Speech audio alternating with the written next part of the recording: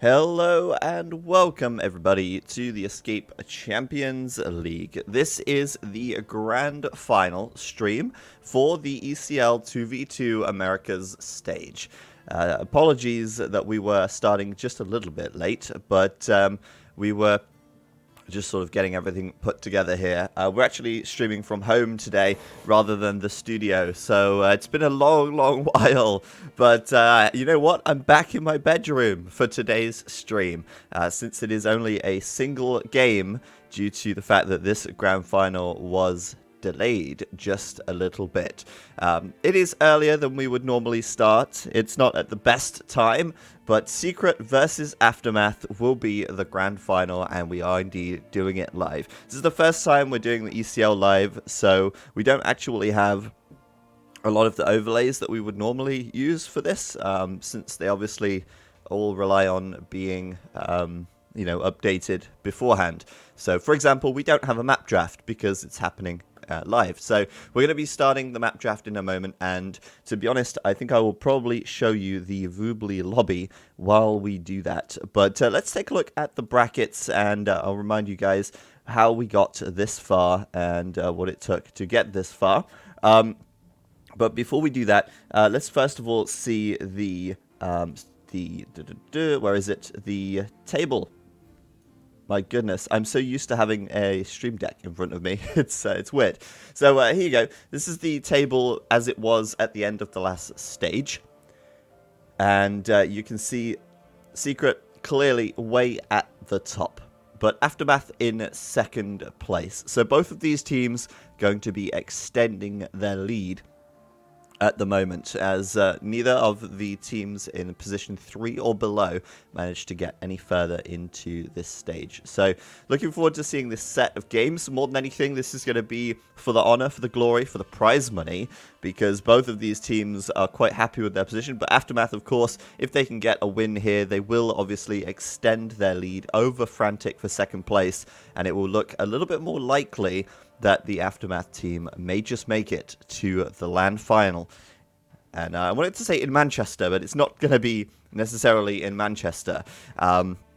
Obviously, the LAN final for our Age of Empires 3 tournament will be in Manchester, but the LAN final location is still not confirmed for ECL, because we are still waiting for the guys at Microsoft to decide where it's going to be. Seaberg is suggesting perhaps it will be in Greenland, maybe. But as I said last week, I'm pretty sure Viper wants it on Svalbard for that home tactical advantage. So I'm going to very quickly try and do something here. If the stream bugs out a second, I apologize. But I plan on showing you guys the Voobly lobby. That's right. We're going to see the Civ draft live as it happens here. Alright. And hopefully this will work. Because we're usually using Provolets for this, and Provolets, I don't know how this is going to handle me trying to show you this, but I think it did work. There you can see the Voobly lobby screen, I hope. And you can see that we have the bans coming up. So, Viper, first thing they do is ban Atacama. And honestly, Atacama is, well, it's not really a popular map, it seems, in this pool. I don't think I've seen it played once. It does seem to be banned quite a lot. Nikov then banning Caribbean, which is the only water map in the pool, and one which I believe Aftermath that did win on in previous series.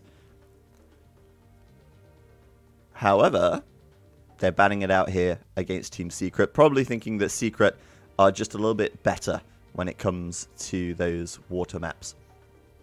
Tato then picking Hamburger for the first map for Team Secret, and I think that's interesting. Obviously, Team Secret quite comfortable with that map themselves. They've got some strategies for that map. I'm expecting Portuguese, Italian, something like that. Oh, sorry, What am I talking about? Not Portuguese, Italian. That's well, they could do that, to be honest, actually, but they could also go for Spanish on that map. Nikov then picking cenotes, which is kind of like our sort of open Arabia-style map with bigger ponds. And that will favor AM's playstyle a lot, as we know they do like more Arabia-style maps. Again, apologies for only having this this lobby as the overlay. This is the only time we've ever done live games for ECL, and as such, we actually don't have all the overlays for today's series. But once they are picked, we will have, and banned, that is, we will have our actual overlay to use. So it's now AM's pick, and we'll see what comes up. Mesas, yes, I love it. Game number 2 will be on Mesas. Sorry, game 3 will be on Mesas. I'm very pleased about that. Mesas, a very good map, very fun map. And hello everyone in the chat, welcome to the stream, welcome.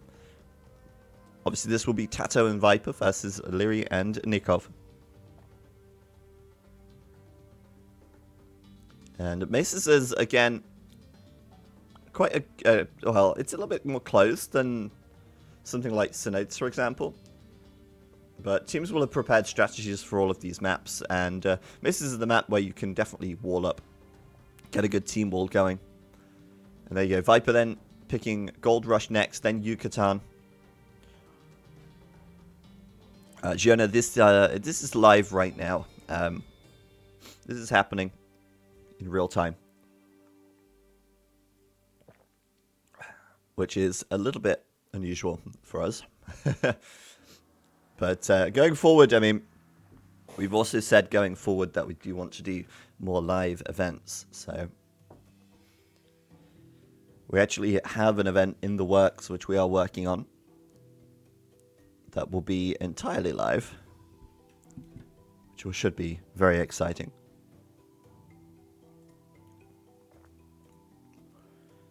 So we'll see. I think yeah, that should be it now, I believe. So Robo will probably be around, and he will be able to update the Civ stuff. But we'll get the brackets up in just a moment here.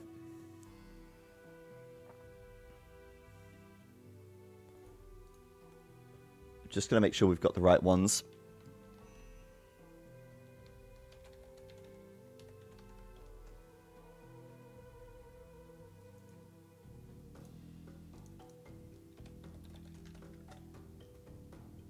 There we go. Okay, so we take a look at the brackets. Interesting. I have no idea why it's gone like that, but that's very strange. I don't know. Okay, strange stuff. But ignoring the names in the background, we can see how they got this far. Secret beating Suomi and BZK, while Aftermath took down Vietnam Legends and Heresy. You could argue that Aftermath had an easier path to the final for this stage, but I certainly think that both teams are very formidable, both in position 1 and 2 in the standings right now. So, we will be getting this game underway in a few moments. I'm just going to find out if Robo has updated the Civ screen, or the map screen. I believe he will do.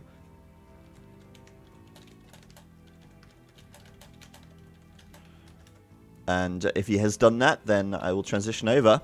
Bogus45, thank you very much for the sub. Thank you very much for the support. We're going to go over to the Civ screen. Here it is. And for some reason, I'm going to try and refresh this because it seems to be a little bugged out with the overlay. I'm not sure what's going on there, so apologies for that. Let's see if we can get that. There we go. All right, we fixed it. We fixed it. Our overlay system just bugging out slightly, but we do have our best of 5 series there, and we do have our maps. Hamburger first, followed by Cenotes, Mesas, Gold Rush, and Yucatan.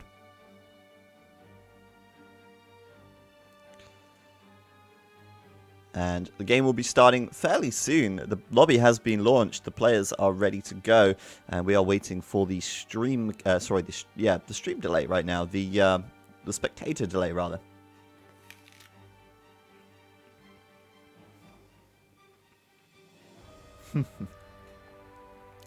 Thank you, Interjection, Will, for the 5-month resub. Nothing like being woken up on a Sunday morning to Zach casting in the next room over. Yeah. The whole house is probably awake right now. If you don't know, I do now live with Robo, Interjection, Hamiel. And, hey man, I'm trying to eat an apple here as well at the same time, you know. Gotta somehow keep those energy levels up. But I think this is good. I mean, obviously, we're talking about the bans here. Atacama banned, which is a map which, you know, seems to be banned across the board by all the teams. And kind of, it's a shame, but it's a really tough map. Atacama is just a map which, it's really, really difficult to play, I think. You've got these very, very tiny wood lines around the edge of the map. And then you've got this central area, which, you know, is very wooded. But if you lose that, you basically lose the game, and it's just a little bit of a pain. It's so open, it's almost impossible to wall. And then, obviously, Caribbean being banned, the only water map. So we do have a full land map lineup, with the exception, I suppose, of Hamburger, which is more of a, well, I guess you'd call it a hybrid map. Cenotes is, although it does look like a water map, is more of a land map. The image there on the screen for Cenotes is really just depicting the fact that it's got a lot of shallows and stuff. But for the majority, it is really a land map.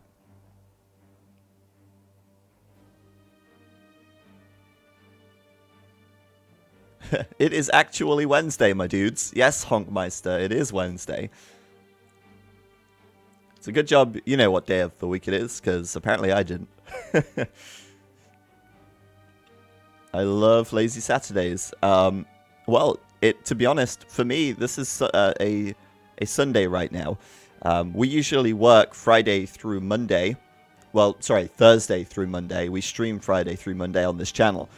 We usually cover ECL on Saturdays.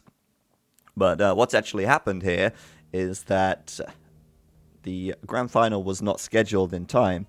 And so we are now casting it live on a Wednesday morning, which is the equivalent to my Sunday morning, since this is usually my day off. So that's why we're casting from home, and why we may not have all of the overlays in place today, but we should be fine. A live game on Escape Pog Champ.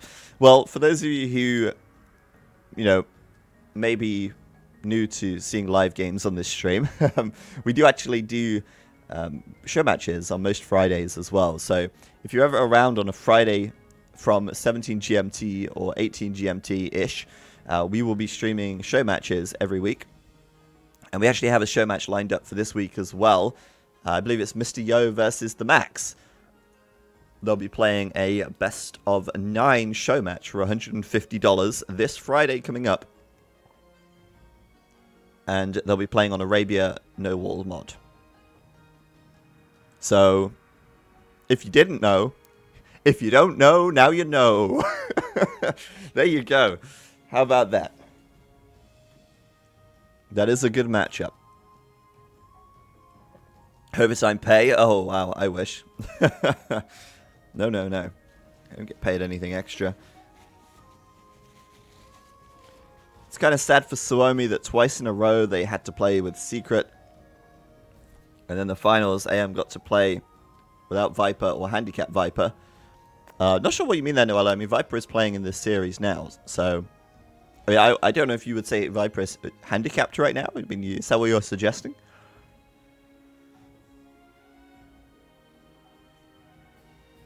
Wow, this is the yes, cold ice. This is the grand final for this stage.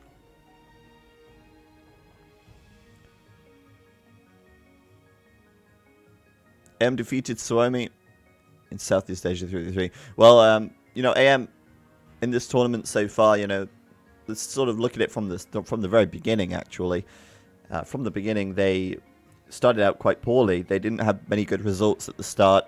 I think a lot of people expected them to do better. I believe the first 4v4 event, first 3v3 event, where everyone sort of looked at Suomi as being this very formidable team. Suomi didn't perform. I sort of combined Suomi and perform to get Foromi. But yeah, Suomi didn't perform as well as a lot of people may have expected in those series. They went out quite early. And you can check all of the brackets on escape.gg, but SSL certificate still needs renewing because the guy who is responsible for that still hasn't done it, even though I've been asking them for days. But yeah, that should be fixed soon. But yeah, they had a pretty poor start to the tournament, Suomi. But then in the last few events, they've been the Secret Slayers. They've been taking down Secret time and time again. I think for 3 team game events in a row, they took down Secret and, you know, sort of got past them and even got to the final and won some finals. So Suomi have done very well as the tournament had progressed, and Suomi can still definitely make it to the final, but they need to start winning in the next couple of events because we only have 3 more events left after this. The next one, and then 2 more for the Europe West. So it's kind of tough for the teams now that are in position 3, 4, and 5 because they're incredibly close together. Once again, I'll remind you guys of the standings. There you can see Frantic, 32 points. SY and Suomi tied in 30, in 4th with 30. And then AM in 2nd with 33. AM and Secret, they are going to pull ahead here because they will score additional points for getting to the grand final. And obviously the winning team will score a few more points as well. And that will put them at an advantage over those players or teams in position 3 to 4. So Suomi, Frantic, SY, they can still make it to the grand finals, but they do have to beat AM and they do have to get past AM in these last few stages. So this is all playing out to be quite exciting, actually. This is all turning out to be very close as this series, or as this sort of, you could almost call it the qualification that lasts a year, because the grand final is the main event. That's really what we're all looking forward to. As well as having, of course, some fantastic games dotted throughout the year. Thank you, Vi-Nation, for the resub. Was about time I sub. Well, maybe it's about time you resub with 3 months coming in with Twitch Prime. Thank you very much. Finland is Winland. We'll see, Gianna, if they make it through to the grand final. Maybe they will beat Winland. And by grand final, I mean LAN final. Because, yes, this will be played on LAN. But there we go. 1 minute 30 spectator delay. The countdown has started. And I'm very much hoping that my game doesn't crash. As you guys know, I am very unfortunate when it comes to Voobly. It does often seem to crash on me and only me. So we will see if we make it into the game smoothly. Otherwise, we will have a small delay and we'll get in as soon as it starts. So thank you for your patience. We will be beginning very shortly. And good turnout as well for 11:30 on a Wednesday afternoon. We've got a lot of people in the chat. Good to see you. And we got a lot of people watching before this game starts. So thank you for tuning in. Right, let's see if this is going to launch up for me. I've been playing on Voobly recently without issue. And it looks like we're in, so that's good news. I think that just sometimes Age of Empires doesn't like it when you have a second monitor plugged in. But hey ho, here we go. And wow, it says that Onlu's casting with me. That is in fact a lie. It is only Zero Empires today. And maybe I will fix that before anyone's like, I don't hear Onlu. Is Onlu muted? No, he's not. He's not here. I'm sorry. Welcome, everybody, to the grand finals between Secret and Aftermath. That's right. We are doing it live. It is the Escape Champions League, and we are in the 2v2 America's final stage. Both of these teams fighting their way through the single elimination bracket to make it here to the grand final. Secret and AM make it through, of course, and it was Secret beating Suomi and Brazucas to get this far, and then AM beating the VNA and Heresy team to come to the final. You could argue that Secret have had the harder path here, but there's absolutely no doubt in my mind that Aftermath are worthy of a spot in this grand final and will give Secret a very good run for their money. The first map will be Hamburger. This is a map picked by Team Secret, and we can already see some action here between Tato and Nikov, who has made it through this choke point on the left side, preventing Tato now from walling up. Although I'm sure if Tato really wanted to wall up, he could bring a villager forward and do just that. And we see Tato in the red then, playing as the Portuguese. And then his teammate, the Viper, in the yellow, will be playing as the Japanese. Now, the game apparently is paused. And I'm very much hoping that it will resume. Now, I had a bug the other day of Voobly where the game unpaused and it stayed paused for me. But nope, it is back. So no, nothing to worry about there. Other than Tato apparently starting trade, but I think that is a lie. So I think there's going to be a re. We will see. I think it might be something to do with the shenanigans here, because Leary is going to come through with his scout as well. If there is a re right now, we will be going back to the lobby and back to the waiting screen. But with Leary and Nikov coming through, we could see a villager lame here. Tato having to wall his villagers in. This could go pretty badly, but they're under the threshold. And there's the scout from Leary as well. This could be a re coming in right now. Villager down for Tato. Second villager about to go down and instantly calling the re, because it happened before 4 minutes. And the game will be saved and exited. That would explain the previous pausing. So there you have it.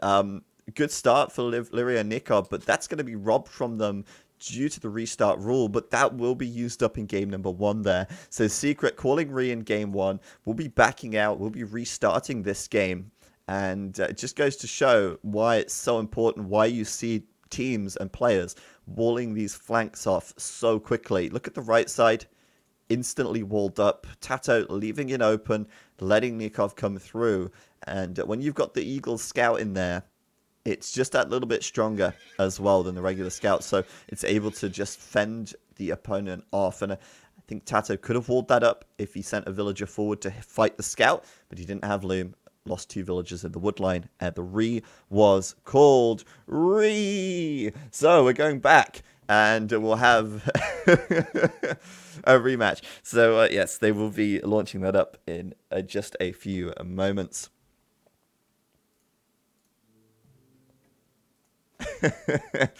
Get those re's in the chat. God, do you know what? It's been so long since I've seen a restart, because I forgot that was a thing, you know? I actually forgot that they exist. I'm so used to casting recorded games and not having to, like, start a game and then get debated and then come back. I feel like re is actually the appropriate reaction to that, to be honest. All you normies watching live games. What is wrong with the world? No, I'm kidding. But back to the casting slums. Oh, Turk.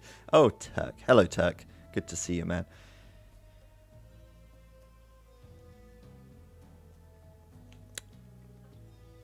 Right.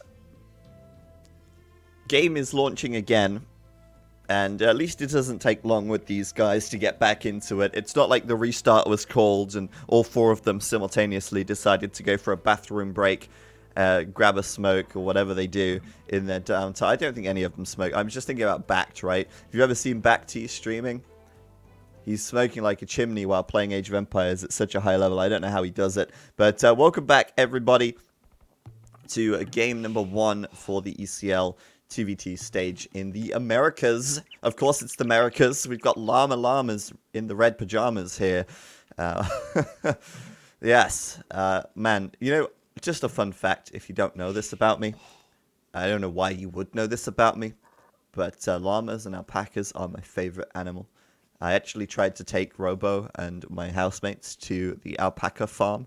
Unfortunately, it was not an alpaca farm. We got debated.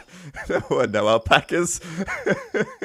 And we decided to take our business elsewhere. Although we didn't even bring any business because we actually took a picnic. So we weren't planning on buying anything from the alpaca cafe. But whatever. Tato playing in the red here as the Portuguese. And Viper in the yellow once again as the Japanese. This time, oh no! Oh, this time, AM it through again. And there's no restart, so they're gonna... Oh, I can't believe this. You'd think maybe they'd learn, but then again, look at Tato. He's through as well. Viper is coming through with Tato on the left-hand side. Sorry, there's no time for introductions. We're off to a blazing fast start here. It's scouts trading places, it seems. Look at them as they run past the wood line. That's hilarious. They're on the opposite side of the wood line from each other.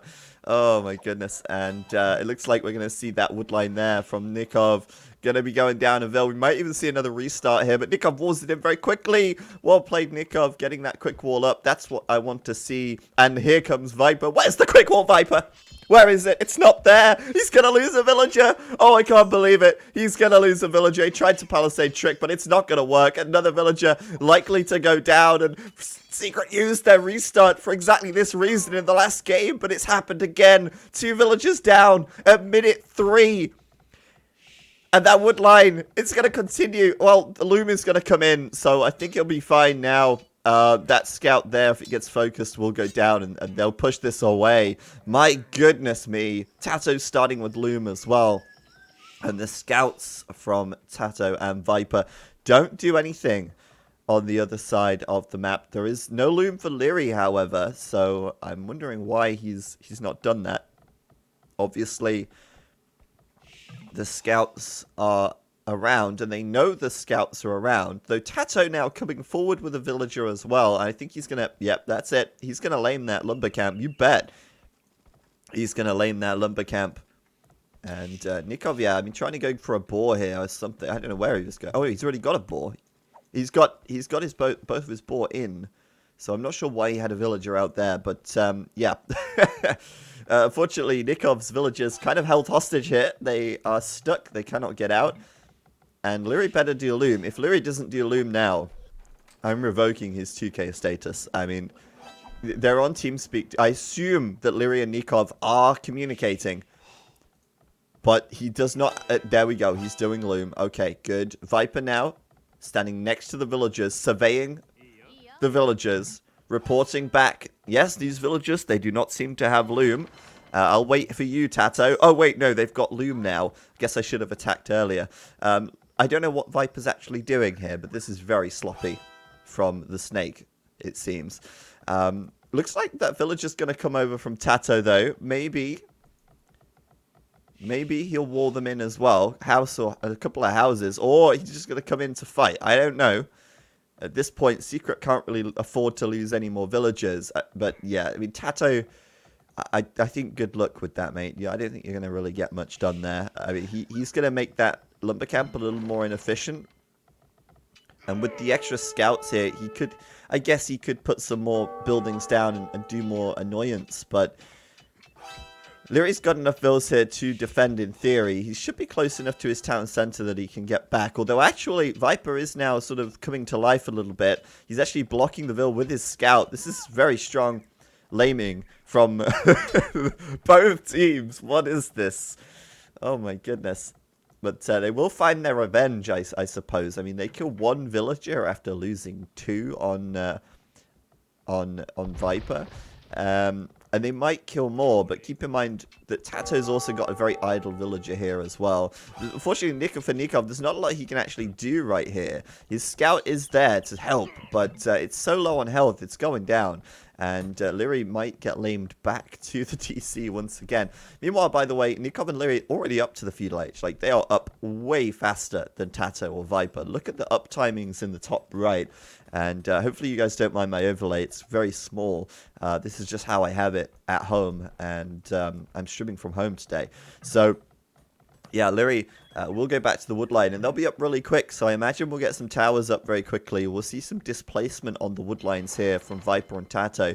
And just to go over the Sibs real quick in case you missed them, Tato playing as the Portuguese, Viper is the Japanese, then Leary is the Japanese, and Nikov is the Incas. Incas, of course, saving 15% stone on all stone buildings. They're going to go for a tower straight up on that wood line. Of course, Nikov was first up, so that's a lot of like sort of messy villagers from Tato. Oh my goodness, Tato, please. He does have a transport ship. He will send them out to the edge, and Viper will do the same here. But yeah, messy stuff at Tato's side of the map right now. That is one hell of an annoying tower, and it's forced all of his villas to get jiggy with it. We've also got Leary putting up a tower first on Viper as well. Viper's up as well, though, but only has one villager on stone, so we'll see a tower in defense, I imagine. But this tower from Leary going up first, for sure. Hey, Debbie. Team Viper has arrived to the chat. And on the edge, we've got some action. It looks like Leary will be sending the first fire ship forward, but Viper will be prepared. A demo raft and a fire galley coming out. So I don't think Leary will do much there, and it doesn't look AM like they're particularly playing for the water here. For example, Nikov does not even have a dock at this point. They will lock down the middle of the map, however. What a chaotic start to the game, but I think that is Hamburger in a nutshell, to be honest. Now, Leary doesn't have any stone. Viper's going to throw up a tower here, so I think you'll want to relocate almost to the left-hand side. Past the wood line to the left-hand side, Leary. Just take it over here. But, yeah, it's getting messy. This is the time where it's like, okay, I'm going to bail on this. This wood line seems to be a silly thing. And, oh, Tato. Well, we knew he had a sneak villager, but he's still got 2 HP left on that guy. And he's walling himself into a little palisade prison here. And we may see a tower coming up to try and be a nuisance. But with 2 HP, I don't know if Tato will get much done there. Eventually, I imagine he'll end up losing that. He'll either get too close to a tower, or that villager might just batter down that palisade. Tato, no repairs coming in just yet.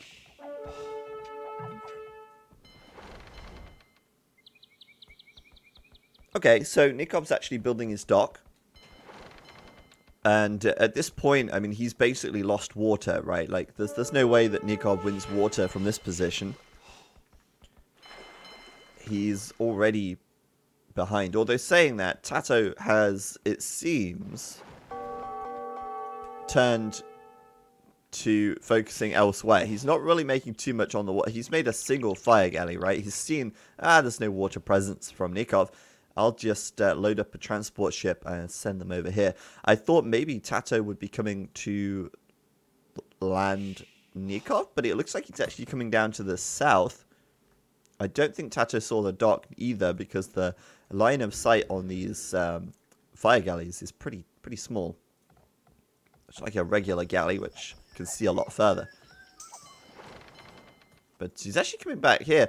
This is interesting because if Nikov does go for the edge, which inevitably at some point he will, I'm pretty certain, in fact, that he would try and, gather wood around this area. And I think Tato's trying to sort of preemptively go over there. He's also escaped once again with this villager.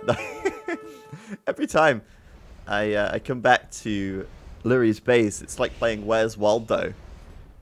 Only it's where's this guy? He's actually building a tower on this stone, and God, I can't believe he's getting away with this with 2 HP. That tower's going to come up in range of the gold. That's unbelievable. Persistence pays. Persistence working for Tato here quite nicely. Viper on the water. Coming forward now, and there's a couple of demo rafts there. Good hit for Leary. That was about as good as it's going to get. And if he doubles this one as well, nope, Viper's going to split them. But if he can hit both of those, he will take them both down. But Leary is kind of losing some fish. But hey, they're Japanese fish. They're quite tanky. Look at this fish. Fire doesn't burn my ship. We're on a body of water, you know. We can just put that fire out. But it looks like Tato here, coming at the back, continuing around with those villagers. He's going to be very, very annoying this game. And I think maybe we'll see a stable, or we could potentially see an archery range coming up. Tato has a lot of gold in the bank right now. He could quite easily buy some food and go up to the castle age. But at the moment, he does not have a market, so it's not going to happen. But yeah, the tower, that did happen. That is up on the gold. And Leary's going to relocate to the other side. I think that might actually work because it doesn't have fletching on the tower. And yeah, Leary can actually gather the gold from this side. Nikov now coming over to probably finish that villager off. Oh, can he do it? Tato's going to run into the tower. And yeah, Nikov. Oh, he's in. There we go. So Nikov's just going to batter that down with one vill. Wow. What a mess. You see little bits of, little flecks of red all over the map. And here's Tato again. An outpost this time will be scouted by Leary. And the game will... Okay, I thought it was going to pause, but looks like we're fine. We're continuing on here. Now, obviously, Secret have the advantage at the moment in score. But 150 points ahead. And Nikov actually selling stone, buying food, selling stone, selling wood, buying food. Looks like Nikov's looking for that Castle Age upgrade. There it is. He's just clicked up now. And with the Castle Age coming in, I do wonder what the game plan's going to be here. Now, we've seen teams go for like sling strats and things like that. But the Incas are a little bit unusual in that case. I mean, we're not going to see any sling here, basically. Or it doesn't look like we're going to see any sling here. Although, actually, Leary is building a market right now. So, literally, as I say that, we could be seeing Leary slinging over to Nikov. I just don't think the... I'm just wondering, like, I just don't think the Incas are going to be as effective as something like the Mayans or the Spanish, who are going to build a castle, take a lot of map control. Like, a castle on the edge here is very formidable because you're able to lock down a very large portion of the map. And by having a castle, you really lock that flank down or the edge down. Now, it doesn't look like there's a castle on the way for Nikov yet. I mean, he's grabbing a little bit of stone, but he doesn't have enough for a castle here. So, Castle Age will come in, and I'm interested to know what he's going to do, because is he making a transport? Yeah, okay, he's making a transport. He's only just sending his very first villager out to the edge of the map. And Tato's kind of got eyes all over the place here with his outposts, so he should scout him. But he is a lot faster up to the Castle Age, I'll give him that. Leary also isn't slinging. I didn't think he would. It does seem like a strange thing to do in this position. He's actually built a blacksmith, and he's doing an archery range, and he's closing in on that Castle Age upgrade. But Tato here, going to try and deny the wall. He's not going to be able to pull that off. Leary will get that closed, but this gate only has 100 health, so that could go down here. But we will actually see the fire ship coming over, and that will make quite short work of any archers that sit and stand and take that fire damage to the face. That's 2 damage every fraction of a second there. As fire galleys do 1 melee and 1 pierce damage. It's just not particularly known. But oh, this is nice. Nikov and Leary coming together on the water. Nikov with that Castle Age upgrade does get War Galley now, and then in from the backside comes Leary with the fire galleys as well. So they might clean Viper up here. In fact, they should clean him up here. I don't see any reason why not at this stage. There is a demo raft out that will get a great shot. Oh my goodness, that was perfect. But the War Galley is something that he can't really contest with at the moment. And it looks like those fish, those galleys, they'll be going down. They are Japanese fish, so they take a little bit longer to die, but they will eventually die. And that power spike coming in from the Incas there, quite good for Nikov. He's now doing some Eagle Scouts on the edge and building a new TC. But I can see this game going quite long. You know, I think it's pretty close at the moment, actually. But I don't think Tato is achieving a huge amount at the moment. Like, he spent a lot of idle villager time sort of running around the map here, coming forward onto Leary. But Leary's going to be up way sooner than Tato. Tato's castle time is poor in this game. It's very late for him. And I only put that down to the fact that, you know, he's been doing this stuff, right? He's been real annoying. He's towering up gold mines, towering up stuff, going around the edge of the map, building stuff, you know, trying to be a nuisance. But I don't think it's achieved that much. If you look at the villager counts, for example, you know, AM aren't behind by any means. I mean, it's close. Tato does have a couple extra vills at this stage, but he may lose some of these forward villagers here as well, as Nikov and Leary push this back. And, of course, Nikov and Leary winning the water as well is very nice for them. Those faster castle times sort of proving to be very valuable for the AM guys at the moment. We do see the Eagle Scouts from Nikov. They're not upgraded, so they're still pretty weak, but they're definitely good supplementary force to the skirmishers and archers of Leary here, and I think those villagers will end up going down quite easily here. They should also see the barracks and stuff, so they can kind of clean this up. And I think all in all, Tato, once he reaches the castle age, he may still be ahead in vills over Leary, but Leary will have his second TC up. And oh my goodness, no he won't. Viper's in with some archers. I didn't see that coming. I think he sent them just straight over the land. Yeah, he did. He walked in through the front door. Leary sending Viper an open invitation. Hey, Vipey, come into my base. It's wide open for you. But I think Leary here should be fine. He's got the TC up, and he's got a couple of crossbows of his own. So he's going to go with a siege workshop now. And I think that's all good. I think that's all good. Leary's kind of stabilized, but it's messy, man. They really should have cleaned up this villager. This one villager might be haunting AM tonight in their dreams, because it's now getting to work, building a stable, building a siege workshop. And if, I mean, AM know this villager is here. And also, Nikov's had this idle villager for a long time, and it's kind of triggering me right now. He's got a few idols, but that villager there that battered down that tower, that's been there for a while. But yeah, my point is, they know this villager's here. It's been there for a long time. And now it's going to be a pain, because there's going to be knights and siege in the back of Nikov's base. And that, you just don't, you don't want that. You just don't want that. Now, he might have some vision over this. Yeah, he does. He's got Town Watch, so he knows it's coming, and he's prepared a monastery. He's also doing redemption now, so he can convert the siege. So he should be okay. Like, it's not like this is going to catch him completely off guard. But, yes, those knights, they are going toward Leary now, and Leary might not be ready for it. Yep, the villager's having to retreat away. And those knights might find some villager kills. Hamburger. What a messy, messy map this is. Water doesn't even seem to be decisively won, as Viper's now back on the water here with some more boats. Oh, castle. So Tato actually will go for a castle on the wood line. That is another option. Honestly, I'm more of a fan of the castle on the outside, on the exterior circle. I feel like it gives you, like this castle here from Viper, it gives you a really good sort of control over the flank. And if you've got water control and castles on the flank, then you're pretty safe. There's very few ways your opponent can actually attack you. Whereas putting the castle in the middle here, it kind of locks down the wood line and gives you a way through the center of the map, perhaps later on, if you cut through. But, wow, I'm looking at the chat, and it's like everyone's a mod. This is a mod chat today. Oh, my goodness, here comes Nikov with the monks. He gets 2 conversions straight up.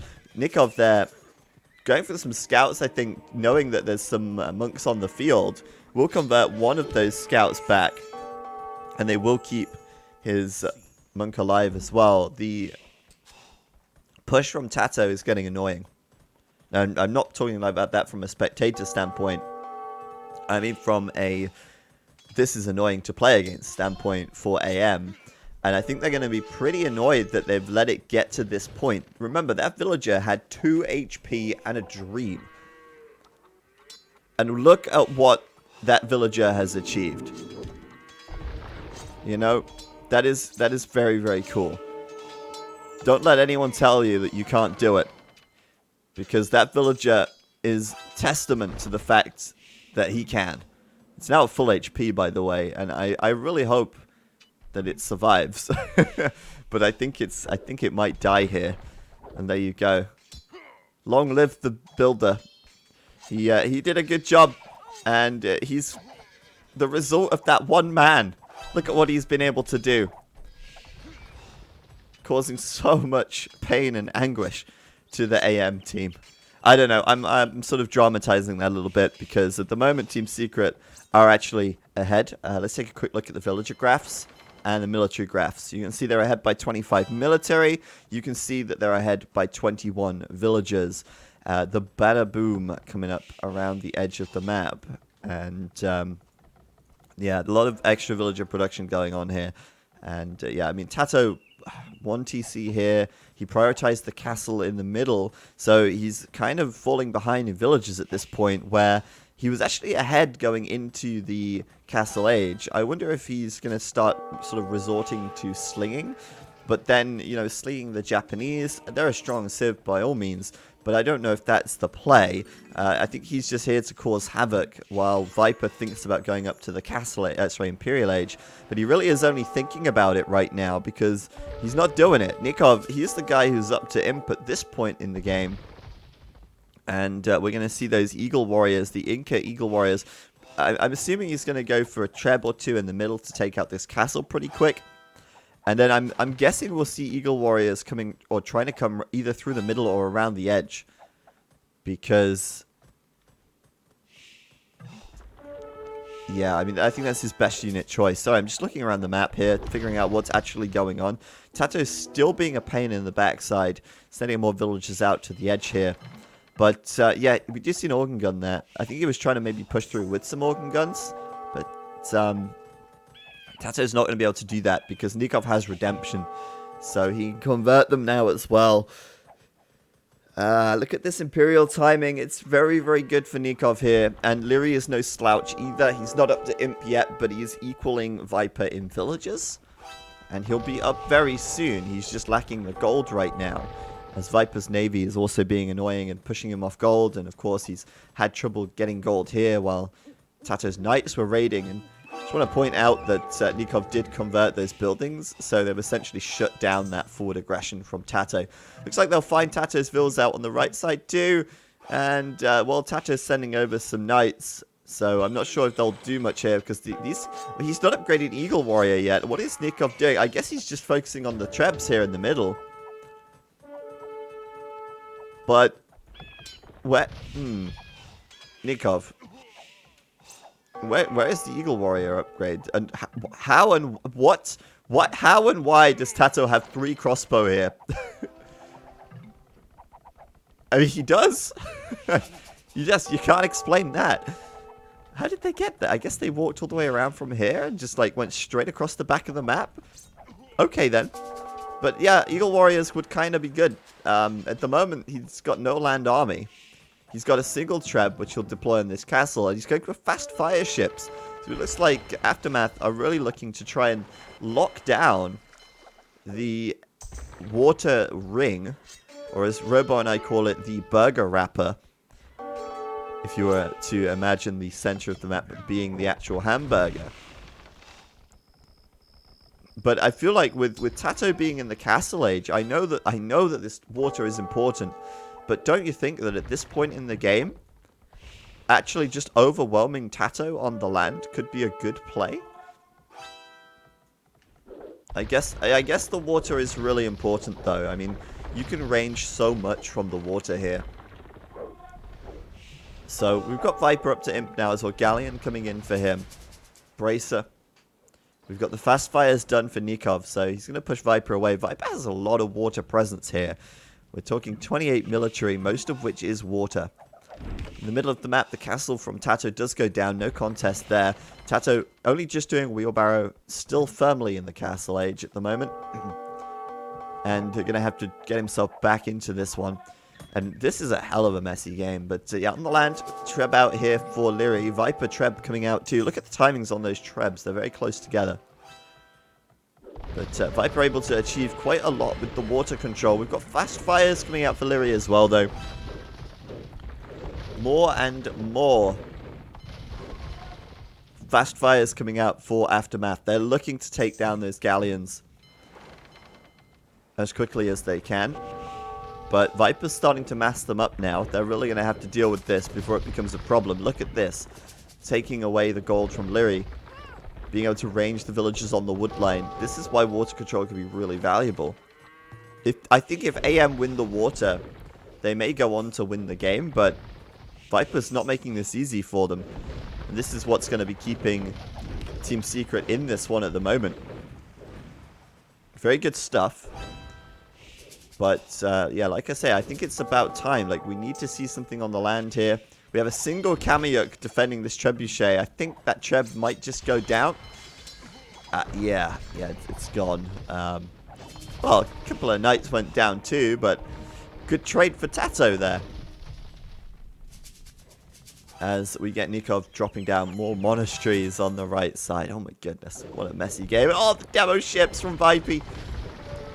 That's going to be a lot of damage. Nikov here, no contest to that. We'll lose quite a lot of fires there. And Viper will clean it up with those galleons. I'm feeling like Team Secret have got this at the moment. If they hold on the land and they keep this water control, they're in a fantastic position. More fast fires, though, coming in. And AM are certainly not done with this water action just yet. They're going to try and fight this back. And Viper as well, also losing his castle out here. We'll back up on this left-hand side. We'll have to send those Trebs away. And actually, this could be a problem as well. Viper's now doing Arbalest. Leary, I mean, he's doing chemistry. Okay, that's fine. But he's lacking a lot of upgrades on his archers at the moment. He's kind of just going in with some mangonels and Trebs. And I think Viper, if you allow him to have a little bit of time here to do horse collar, obviously, then he can get quite a lot of Arbalest out. Okay, it's kind of a late horse collar from Viper. I guess he's not had that many farms, to be honest. He hasn't had that many farms. But still, 47 minutes. And that's a lot of villagers building a house. Okay. Well, this is a problem, isn't it? Through the middle of the map. I mean, there's so much going on. I was watching the edge of the map. I was watching the water. We did see Nikov killing the Treb here, but so castle here. But so much has happened in the meantime. This blue from Nikov has sort of come through the middle of the map, and now Viper's eco is gone. Just like that, we saw the migration of the villagers, 10 per transport ship, and oh my goodness, that's not close enough to the land, Viper. Come on. Oh my goodness. So this is really huge for AM right now. They're not losing the edge of the map. In fact, Nikov is absolutely, like, he is the MVP of this game for me right now. He's doing so much work. He's in the middle of the map with Kamiyuk, Trebs, monks. He's converting everything. He's killed Viper's TC. He's dropped a forward castle down here. More monasteries coming down. He's got a lot of monks on the right side as well. He's converted a number of knights. He's pushing there. Leary's pushing on the left side. He's got water control as well. AM. It's looking like it's one and done at the moment. I was going to say, you know, if Viper wins the water, then this is still okay for Team Secret, but it's not looking good anymore. That water control is swiftly taking a turn in Aftermath's favor, and with the center of the map being lost, look at this castle. Straight up there, in range of the docks. And that's going to be GG called. Viper is calling it. Tato is calling it. And what an incredibly, incredibly messy game that was. We saw that one villager from Tato doing so much damage at the back of the map, being a real pain. dropping archery ranges over here, raiding. He was in the back of the farms. He was everywhere. But this was Team Secret's home map, and it does go the way of Aftermath, who seemed to just be a little bit further ahead at every step of the way. Seemed to be faster up to the next age, seemed to capitalize on that power spike a little bit more, and Nikov was considerably further ahead than Tato in that game, who kind of played, I don't want to say all in, but played a very aggressive playstyle and wasn't able to get enough done with it. Nikov played very well indeed, getting through the center of the map, holding off on the edge of the map as well. And it's such a messy map, such a messy game, but it does go the way of AM in the first one here. We're going to take a quick look at the achievements. Man, I just went forward to, like, in the at the studio we have a stream deck, and I literally just leaned forward to press the button on the stream deck that doesn't exist because I'm not casting from the studio today. Oh no. Oh no. I want to show you the statistics. There we go. The achievements. Hamburger. Aftermath win. And we see Viper there with the most kills and losses. But, wow, only 9 conversions for Nico. I thought maybe he had a few more. But the presence of monks are so annoying. They're so annoying to deal with. Especially, like, Monk and Kamiyuk is such a strong combo, right? Like, you could just put the Kamiyuks on top of the monks, and any light cav just die instantly. The Kamiyuks can even stand behind the monks. It doesn't really matter, because they've got range. But, yeah, eco-wise, Viper ahead on gold and food. Lyri and Nikov ahead on food and... wood. Lyri ahead on food and Nikov ahead on stone. Eco was kind of close between the two teams, I think. But look at the age-up times from Nikov. Just every time a little bit faster, able to do a little bit more in those 2 or 3 minutes that he was up before his opponents. And in the end, that was just kind of what won it for them, I think. So we're going to come back out of the game here. And our next game will be starting very soon. Next map will be Cenotes, and that is the home map pick of Aftermath. So a strong start for Aftermath there. And I think Tato, as I've called him before, Tato, the bringer of chaos, I think he was hoping to bring a little bit more chaos in that game. Because he definitely tried to sort of, you know, get in there, be annoying, try and lame stuff, tower stuff, build hidden barracks and hidden siege workshops and all that jazz. But although he tried to bring the chaos, I don't think he was very effective at doing that, and I don't think that really slowed AM or hurt AM too much. If anything, it hurt him more in that game. And, you know, Hamburger is one of those chaotic maps. It has the potential to be one of the most messy maps in the game.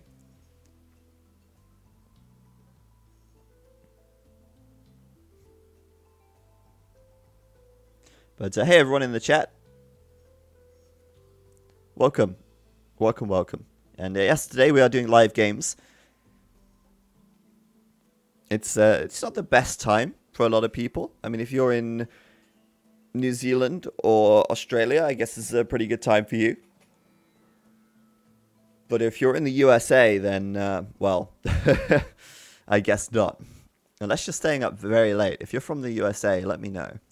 I want to know who from the USA is here, if anyone. Human. Are you the new T90? I'm not sure what you mean by that. I've been casting since 2011. So I don't think I'm the new anyone. I am Zero Pyres. I am me.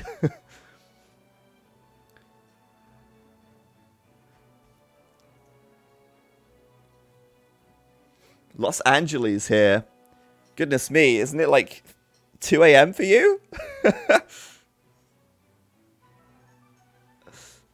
4 a.m. Oh my goodness.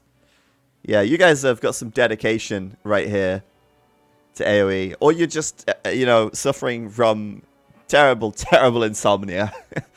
Which is kind of what's happening to me right now too. So, alright, our next game should be starting very soon. We're still waiting for the spec delay to come in.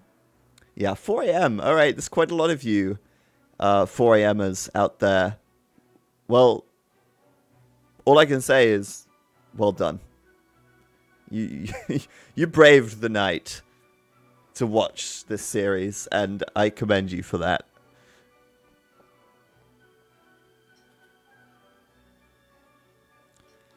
$7 a.m. for T West. Yeah, it's 12 noon here in the UK. It's not the worst time in the world, but if you go to bed at 5 a.m., then I guess it's kind of early in the morning, relatively. Yeah, Age of Empires is the best kind of insomnia, I guess.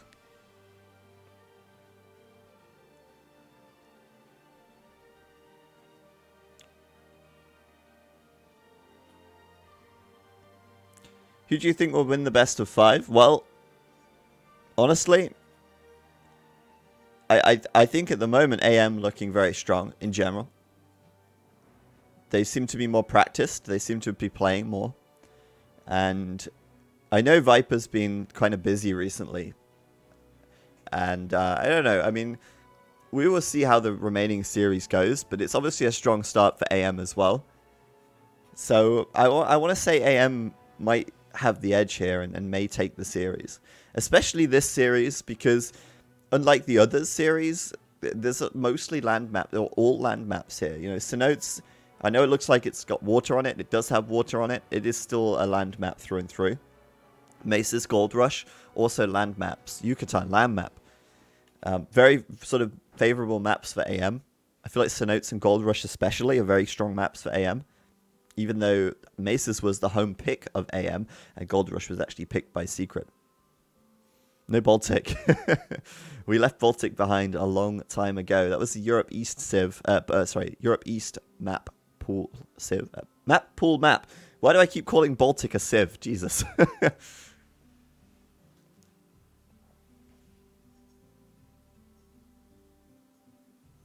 It seems like there's some holidays around the world today as well.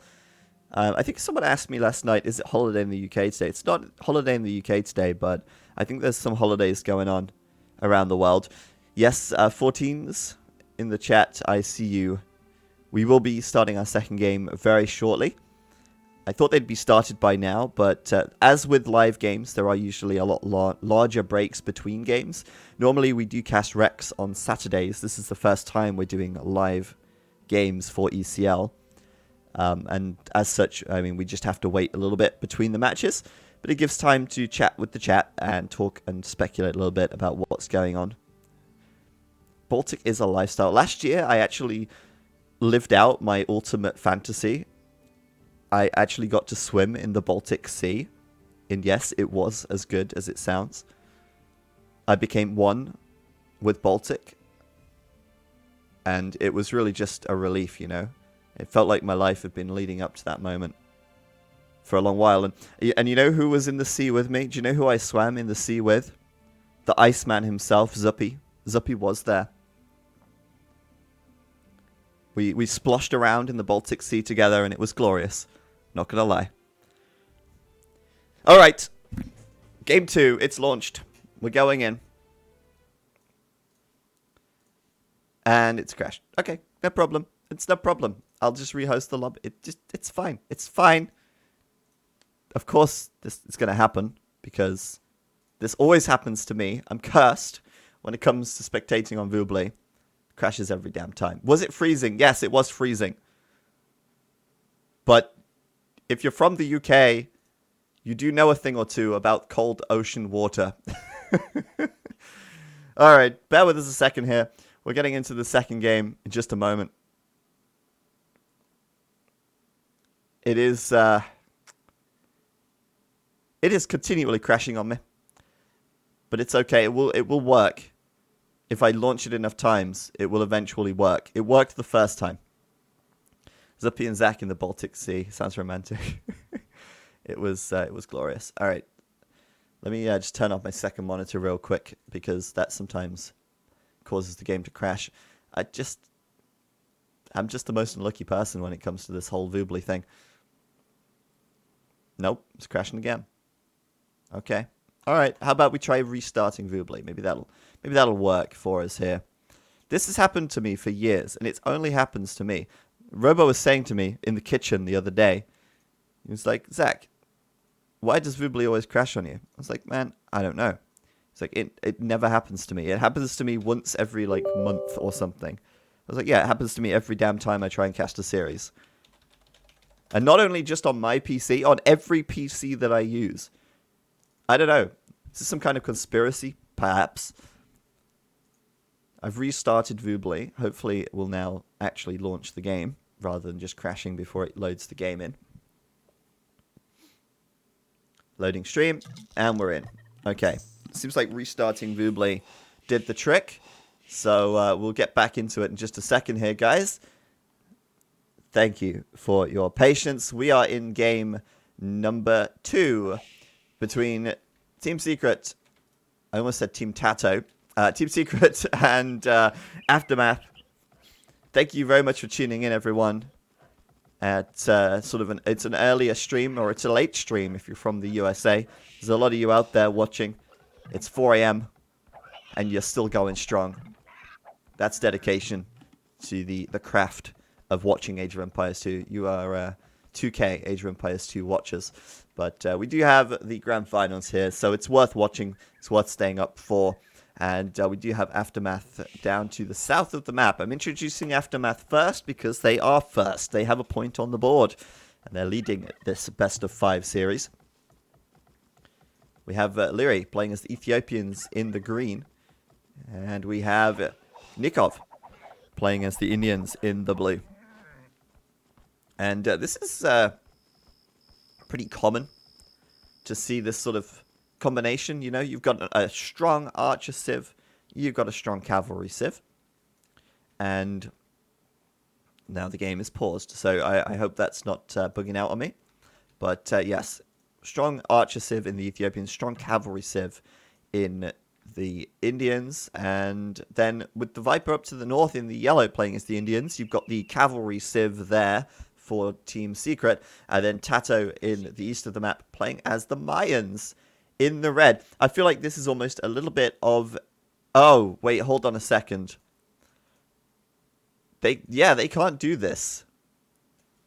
Yeah, they actually can't do this. No, you're right, yeah. They have to pick a civ from the civ pool. Okay. Well, such is life. Live games, everybody. Looks like we'll be going back to the lobby. Yeah. Like, you actually have to pick a civ from the civ pool. This is the Americas stage, by the way. That's why we see the Mayans here instead of the Ethiopians. So, well, the game is going on right now. Robo, can you come into my bedroom and tell the stream what's happening? Because we need to stop this riot. It's the AoE riot has begun. Robo muted. Robo isn't in the room right now, but if he's listening, he may just come in. He may make an appearance. Here he is. Say the thing. The thing is they've got the wrong civs. Yeah, and now what? They're gonna have to pick which one of their civs is going to be replaced. Probably, I assume, Ethiopians. And they'll pick, 4 of the civ pool civs, and then Secret choose which one they play as. Alright, there you go. That's it from the man himself. So, we're gonna come out of the game. God damn it. Such a mess, man. Like, my game crashes. They pick the wrong civs. Well, that kind of sucks for Aftermath, because now they're gonna have a handicap. As Robo will lay down the civ selection rules. So, yeah, that's kind of a problem for Aftermath, isn't it? So, it's not an admin win. They will play the game, but they will be at a disadvantage. Because, as Robo said, Tato and Viper will get to pick their civs. So the civ pool is on the escape.gg website, which I know we still need to get a new SSL certificate. I apologize for that because The person who's supposed to be responsible for that has been away, and they have not been able to update the SSL certificate. But the website has the civ pool on it at the bottom of the homepage. Aztecs, Incas, Mayans, Portuguese, Spanish, Britons, Franks, Vikings, Italians, Slavs. I don't see the Ethiopians or the Indians there. As Robo is typing in the chat, that civ pool is the civ pool. You have to pick one of... It's very simple. It's a very simple rule. Each team has to pick one civ from the pool every game. Ta-da! That's it. That's all you need to remember.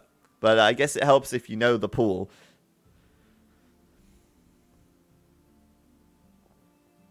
So...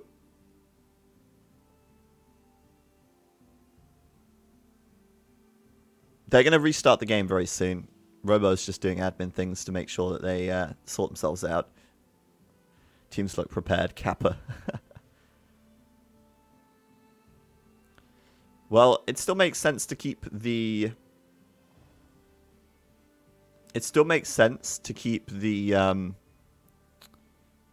Indians here. So the Ethiopians will be replaced by either the Aztecs, the Britons, the Mayans, or the Vikings. So Secret will pick which civ they want them to play as.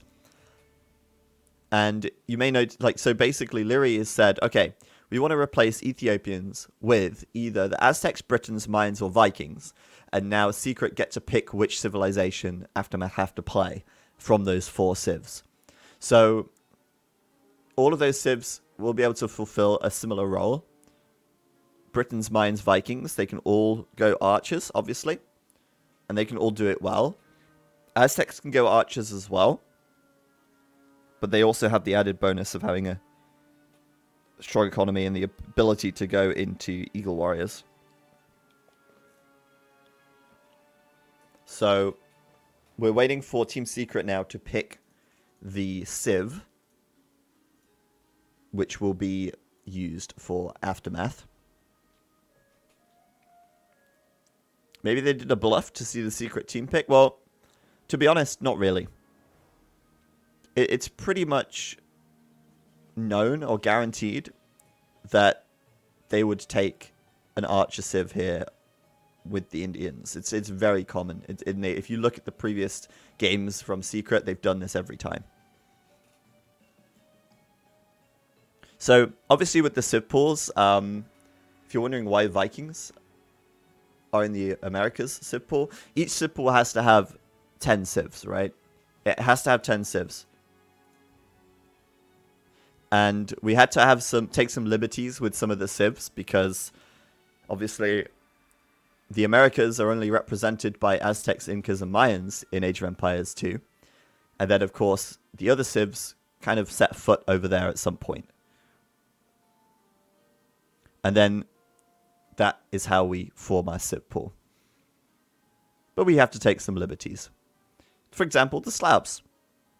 They had a presence in North America. I think the Vikings did as well at some point, so that's why they're there. So it's actually fine. But it does kind of get, we have to sort of stretch it for some of the other civ pools. But for the Americas, it actually does work quite well. Slavs in NA, what? Did you not know that Russia sold Alaska to the USA? That's real history right there.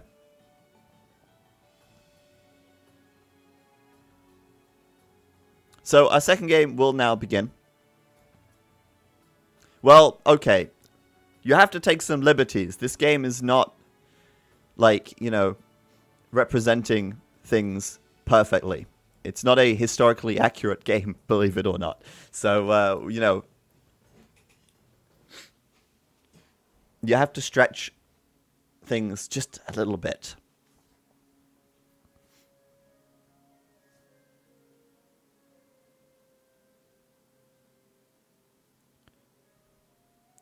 Okay.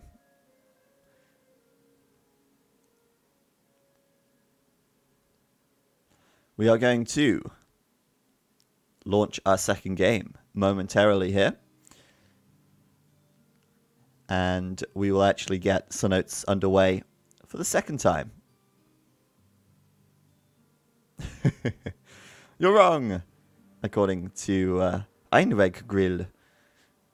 The Slavs originate from Alaska and bought Russia from the Americans. Yeah, seems good. What do you mean, Zach? The Indians didn't team up with the Aztecs to face the Slavs and Britons? Of course they did. It all happened in the heart of the Midwest.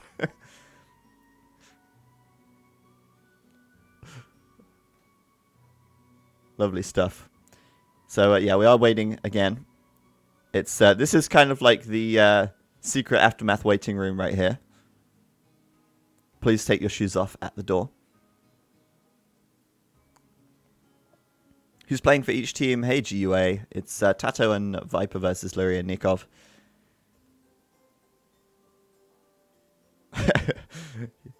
Travis, used to live in the Midwest. Can confirm. I was there, man. Yep. We are waiting for the spec delay still. Once that counts down, we'll be into the game. Oh boy, this makes me miss doing recorded games. We would have already finished game 2 by now, I think, if this was Rex. Such is life.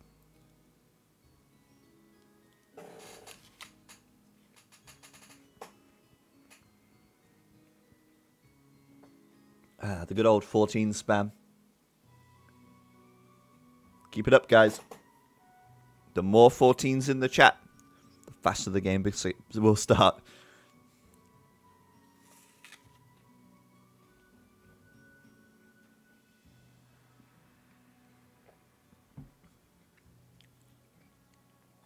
It is a well-known fact that all pro players are equipped with a 14-ometer. It's a little device. It's like a chip that's been injected into their wrist. And when the 14s in Twitch chat get too strong, it sets off a little alarm. And it forces their hand to click start game. And you know what? It's worked because the spectator delay is counting down. And our first game is about to start. I say our first game. It's actually our second attempt of our second game. So I was wrong on both counts there. But our second game is about to start. And hopefully, Voobly won't be an ass on me and crash. So I'm turning my second monitor off before the game starts in the hope that this will not crash the game. Go on. Nope. It's crashed again. Yay. Love it. I'm so lucky. I'm so fortunate. Let me restart Voobly again. See, maybe I just need to restart Voobly between every single game. Thanks, Voobly. You're a star. Oh, right. Okay, so I restarted Voobly and it just crashed before Voobly even launched up here. Let's try it again. Why does this only happen to me? Why does it only happen to me? All right, game is starting. We'll be in just a moment here. The 14-ometer, unfortunately, doesn't save me from the crashes. Let's try again, shall we? Yeah! Alrighty. We're in. Woo! It worked. I think that might be the answer. That might be the answer. The solution we've all been waiting for. Alright, welcome everybody to a jittery game, but it's going to settle down. Settle down. Alright, sit down, shut up, and buckle yourself in. We're in game number 2. Secret versus Aftermath. And it is now Synotes. And to reiterate what has happened, Lurie and Nikov picked 2 civs in the last game, neither of which were from the civ pool. So, as a result, Team Secret got to pick the civilization to replace one of the non-civ pool civs. And the Ethiopians have been replaced by the Aztecs. So, Lurie now will be in the green. He'll be playing as the Aztecs. And Nikov will be in the blue to the east of the map, northeast of the map, playing as the Indians. Now, the game is paused. So hopefully this will unpause very soon. But first thing that jumps out to me about this is that they are very far apart on the map. This is almost going to be like 2 very close 1v1s than a 2v2. Because if you just look at the positioning of these players, Team Warling is right out. Like, they are so far apart unless you want to wall the whole map from left to right or southwest to northeast, you are not team walling this. It's going to be a restart. All right, guys. Don't you just love live games? Oh, yes. Yes, you do. We waited so long. We launched the game. They picked the wrong sibs. We relaunched the game. And now, AM are calling a re. So, out we go. I guess I'll restart viewably in the meantime. Leary calling a re there. I mean, game 2 will actually start eventually, guys. I promise. I promise. I'm going to restart viewably while they do that. Apologies for the Windows sound in 3, 2, 1.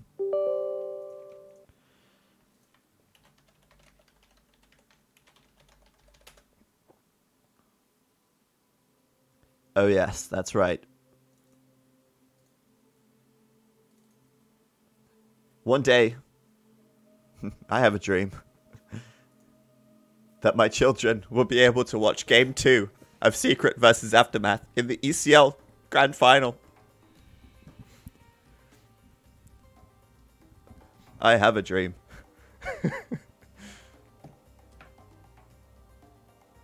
That my children's children will be able to watch this game. God damn it, please. Oh.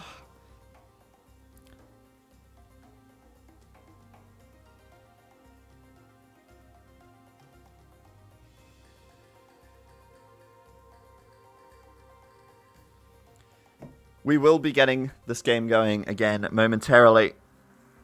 Ah, the AoE praise in the chat. Gulmar, thank you for the subscription. Appreciate that very much. All of your support helping us to run this tournament and do what we do. I think DE will never see the light of the sun. Well, Jonah, I think you may be mistaken. Ah, Mini Wolskis, thank you as well for the Twitch Prime.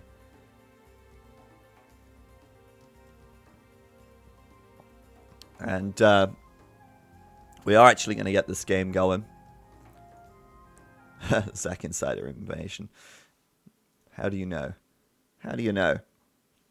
Who told you that? Do I know something about I know something about everything, man. What the question should be, what don't I know about the Age of Empires franchise? Right, anyway, we're going up into game number 2 now, Secret versus AM. And this is the one now. This is it. There is not going to be another restart. There is not going to be a mispick civs. Because at this point, after that previous mistake, I imagine both teams know the civ pool. Alright, I'm going to assume that much. They're not going to make that mistake twice. And now we finally have game number 2. This is the one, Cenotes, the home map of Team Aftermath. And this is game 2 for real. And Debbie, hoping that they're done by 7 p.m. so that because you have tickets for the movies. Well, I'm hoping they're done by 5 p.m. because I need to go to the train station. So we've got 5 hours. I think it's possible. But yes, we do have the Indians once again for Nikov and the Aztecs for Leary. MBL not benched, MBL not playing in this 2v2 series. The ruling states that you can only play 70 times. I hear a steal, though. No, I don't. It's Tato and Leary going at it with their Eagle Scouts. But, yes, so Aztecs picked for Leary by Team Secret. Picked for them because, of course, Team Secret... Oh, sorry, Aftermath picked the wrong civ, and so Team Secret got to choose.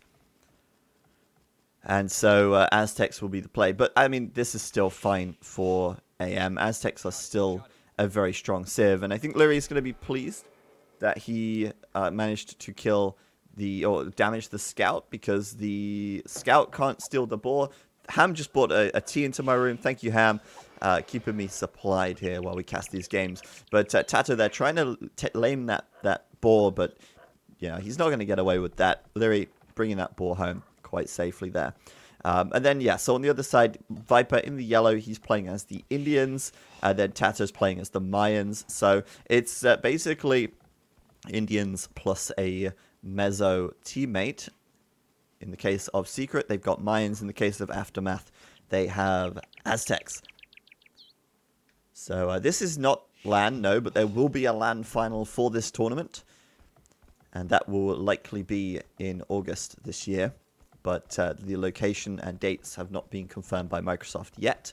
We're still waiting for them to update us with the actual decisions on when they want the LAN to be. I had a call with them the other day.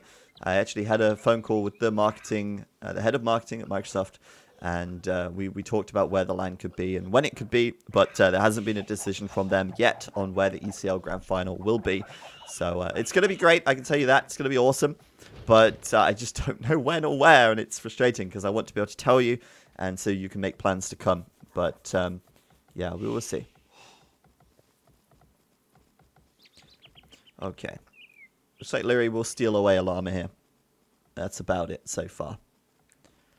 I mean, well, Turk, I mean, August is likely, but it's not confirmed. So don't take that as confirmation. Take that as possibly August. Or maybe I should just not say anything, but I know I kind of help myself. I have to say something because, you know, that's where we're at right now. But this time the teams aren't spawning a million miles away, so they will actually be able to team war this a little better. I mean, it's never easy to team war Cenotes anyway because these ponds make it kind of awkward. But yeah, they're still quite far away. But you know, you look at Viper already; he's doing some big walls here, and he's open. So he's got to be very careful. If you look at Viper's point of view, he doesn't scout this. He doesn't know. Oh, hold on, look at this. Yeah, look, he sees this. He's got to be careful because this shallow actually does leave him exposed.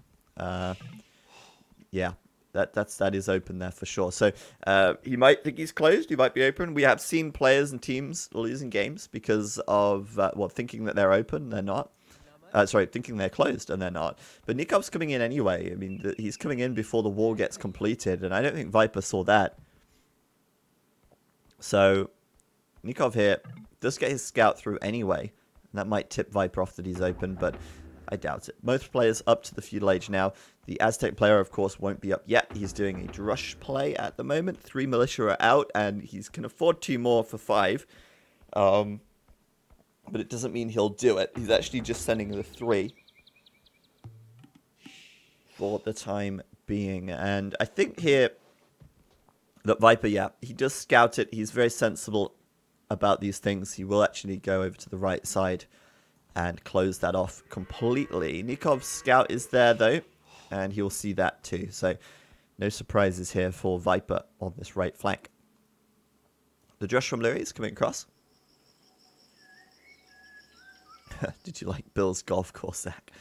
Oh, I wish. That would be nice, wouldn't it? Although I don't play golf, so I wouldn't even know. I wouldn't know a good golf course if it smacked me around the face. But Tato here will be harassed a little bit. This villager's going to get blocked on the way back to the TC. There's militia. Going to get some pot shots in. They're going clubbing. Out they go. And that villager just entered the nightclub. But yeah, so I think Leary able to do quite a bit of damage already with this Drush. I mean, killing a villager is just fantastic. I mean, a Drush doesn't have to kill villagers to be successful. Killing villagers is a bonus. You know, you may have noticed, but these militia, they're not particularly good at killing vills. But they are great at disrupting your opponent's economy. Tato's villagers having to pull back to the TC. They can't take the berries anymore, and they certainly won't be able to take these deer, which are so perfectly positioned next to this mill. Oh no, they're going to be hunted down, and they're going to be clubbed as well. And they'll be removed from the game. So this is already a fantastic Drush from Leary. Laming the deer, killing a vill, pushing the vills off the berries, forcing some quick walls. And, you know, that's all it needs to do now. Leary up to the feudal age. It's enough of a distraction. It's slowed Tato down. He doesn't have an archery range up yet. And by the time Leary reaches feudal, he could even do men-at-arms if these 3 militia are still quite healthy. And it looks like at the moment they haven't taken a single tick of damage, so looking quite good there. On the right side, Nikov and Viper going for scouts. That's pretty typical for the Indians. And of course, Viper here with the Spearman, but quite low on scout numbers. And interestingly, Nikov's already at 4 scouts, while Viper is only at 2. Is he even making more scouts? Yes, he is. But Nikov way ahead in scout production there. Also now idling, as he senses he has an advantage, and he absolutely has an advantage. Viper, oh my goodness. Kind of poor micro from Viper there. He's not looking on form today, to be honest. And oh my goodness, Tato as well. Tato's actually going to lose an archer for free. This drush, oh god, this drush. This is some really effective drushing right here. Distracting Tato, keeping him at home. Finding more villagers to kill. Finding just everything. Finding an archer. Oh, whoa. Okay. Leary's already up to castle. This is like as good as it's going to get right here. This drush is still alive. He nearly killed another archer. He nearly got another one. Oh my goodness, this is so good for Leary right now. That is insane. This one drush, it's still going. And Leary is 30% up to the castle age. Nikov is now coming in. Tato couldn't wall. He's going to get doubled now. Viper's got to come from behind. But that's going to be another dead vill for Tato. Perhaps the Spearman getting baited away. Good control by Nikov. And she's dead.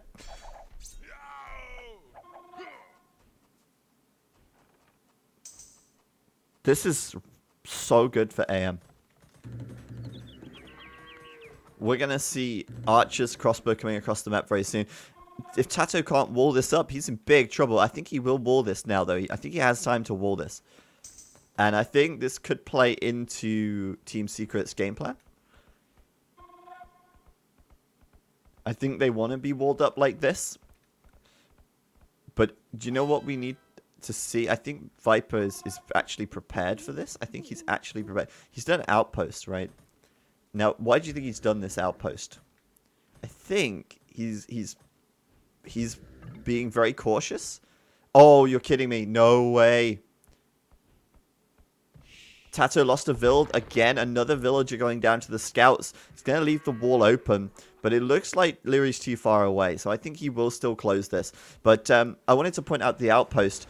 The reason why he's put this here is because it looks really, really cute. No, he wants to have vision on the water in case they dock it and go across. It's absolutely a possibility right now. Neither Viper or Tato are up to the castle age. They're wide open to some kind of landing or early aggression here from Leary that could do damage. The best thing that they have right now going for them, the one thing that's sort of keeping them in this game at the moment, is the fact that Leary can't get in with crossbow.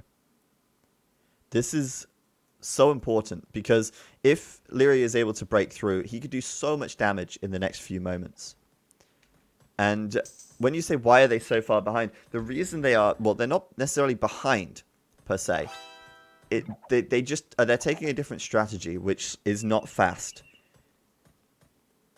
You know, you saw Leary, it was a drush into a fast castle. That's a very standard strat, and it's a very fast aggression strategy.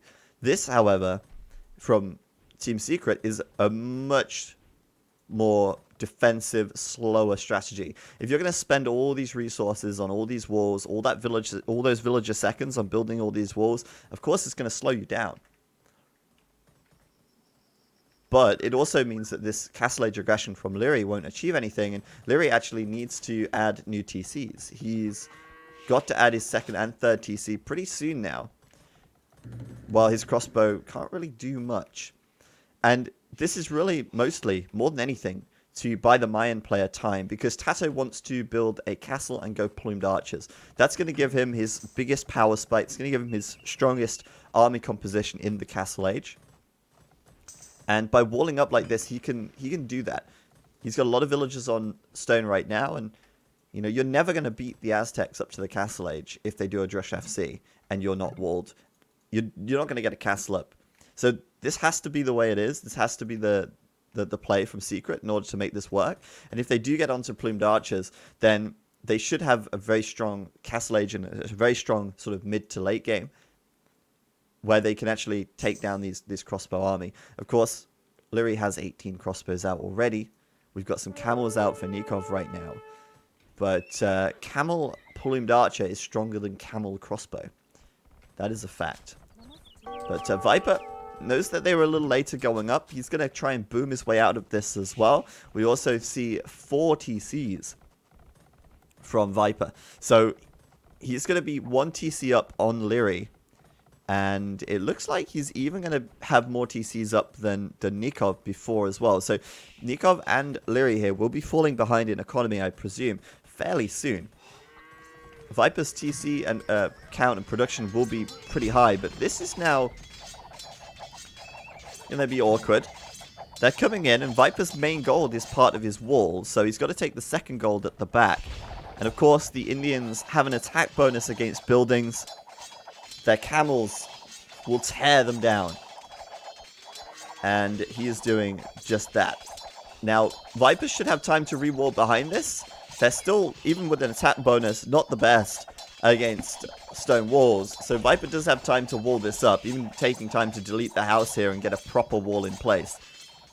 And so he'll stall and stall for now. And that's really the game plan. The game plan is to stall. And I'm surprised Tato, he's actually going for a TC and a second TC before going for a castle here. But he will be going for a castle for the Plumed Archers.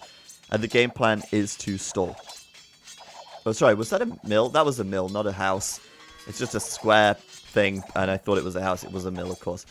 And I think he milled it for the shorefish. Obviously, the Indians get 15 extra carry capacity and faster shore fishing, so the mill was to fish the shorefish there. But now a siege workshop coming up in defense, and we're going to see Viper getting a mangonel out, and AM will not make it through these walls anytime soon. It's a very greedy strat by Secret, but it's going to pay off. And Aftermath are not punishing them for this. They are not making this Castle Age play work. And it looks like Viper is also going to be slinging Tato. So the sling going over to the Mayan player. Tato will be going up to Imp very soon at this rate. As Viper, I mean, this is just perfect, isn't it? 4 TCs, cheaper villager production, tons of farms coming up, lots of stone income. And we may even see the sling of stone, basically everything, going over to Tato here, and they can't get in. I mean, the double stone wall, the mangonel, it's too much for AM, and they've invested so heavily into this army, but they are getting absolutely nothing out of it. And meanwhile, look at the villager counts. It's starting to go a little bit more toward Secret's way. And of course, they lost out in the villager count here. This is the reason it went down here is because they were later to go up to the Castle Age. So AM got their TCs up first, but now Team Secret are bringing it back. Looking at the military count, it's way in favor of AM. 36 additional military, but the castle is now up and the Plumed Archers are coming out. Tato's still not clean or home and dry yet. He does still have to wall up, but he does do that successfully. And I'm just surprised, really, to be honest. I'm kind of shocked. It's Viper slinging Tato. That's very atypical. Normally, it's Viper receiving the sling. Normally, it's Viper who's going to be the Mayan player and the carry player, so to speak. But Tato actually won't be first in, but it's going to be Nikov. And I'm surprised about that because Nikov's eco is not the best. In fact, it's very, very low, and I'm wondering what's going on here. There's no sling coming in for AM. I want to just point out as well, Liri should be getting Imp very soon as well. He's boomed up very quickly here, up to 84 vils. And this aggression, or this sort of presence on the map, hasn't achieved much. But he does have a solid base of units now, and he's not going to be too late going up to the Imperial Age. Once he clicks up, he will be going into Eagles. And he's also going to have the support of Nikov, who will be going into Heavy Camels. So, AM, they're in a reasonable spot. It's just Tato getting the sling. It could be quite scary. There's going to be a lot of plumes here. He's up to 2 castles now. A 3rd castle will be on the way very soon. And he's going to continue to receive lots and lots of resources from the Viper, who is continuing to sling. They are coming forward with siege now on the right-hand side. And I guess they're going to need something to break these walls. Man, I love how the 2 very, very polar opposite playstyles here from both teams. Boosting, you mean slinging? Slinging resources is absolutely allowed. It's been part of the game for years, and it will always be part of the game. It has been heavily nerfed, however. But anyway, here comes Tato. Here's Taddy coming in with the plumed archers. Leary already ready with some rams, mangonels. But won't get that wall up in time. Those plumed archers are going to walk straight through the front door of Leary's base. And those 2 vills dead. So this is going to be a reaction now. And obviously plumed archers are so fast. Leary sending some archers back. And he's like, well, they're going to take a long time to get there. Meanwhile, the plumed archers are in. They're finding the damage.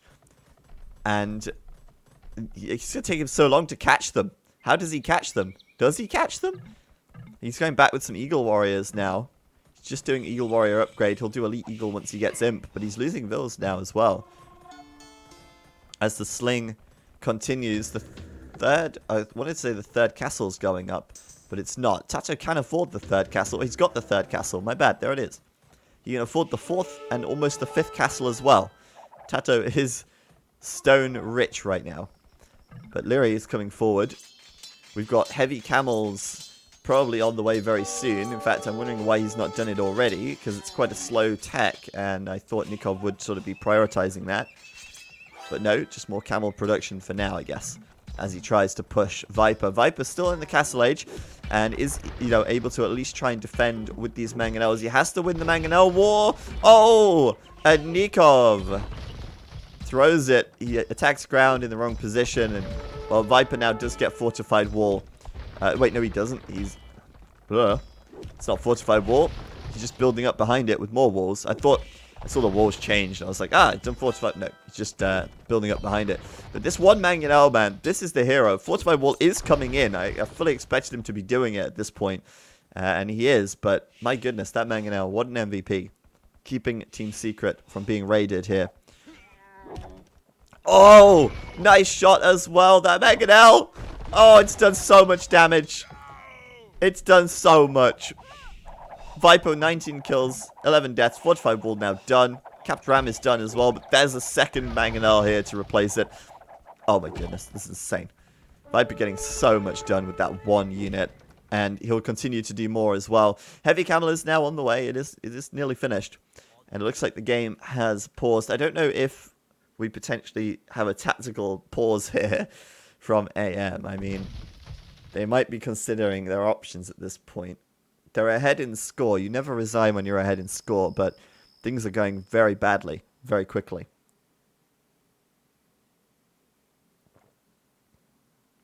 Can I move the overlay to the left? I can indeed.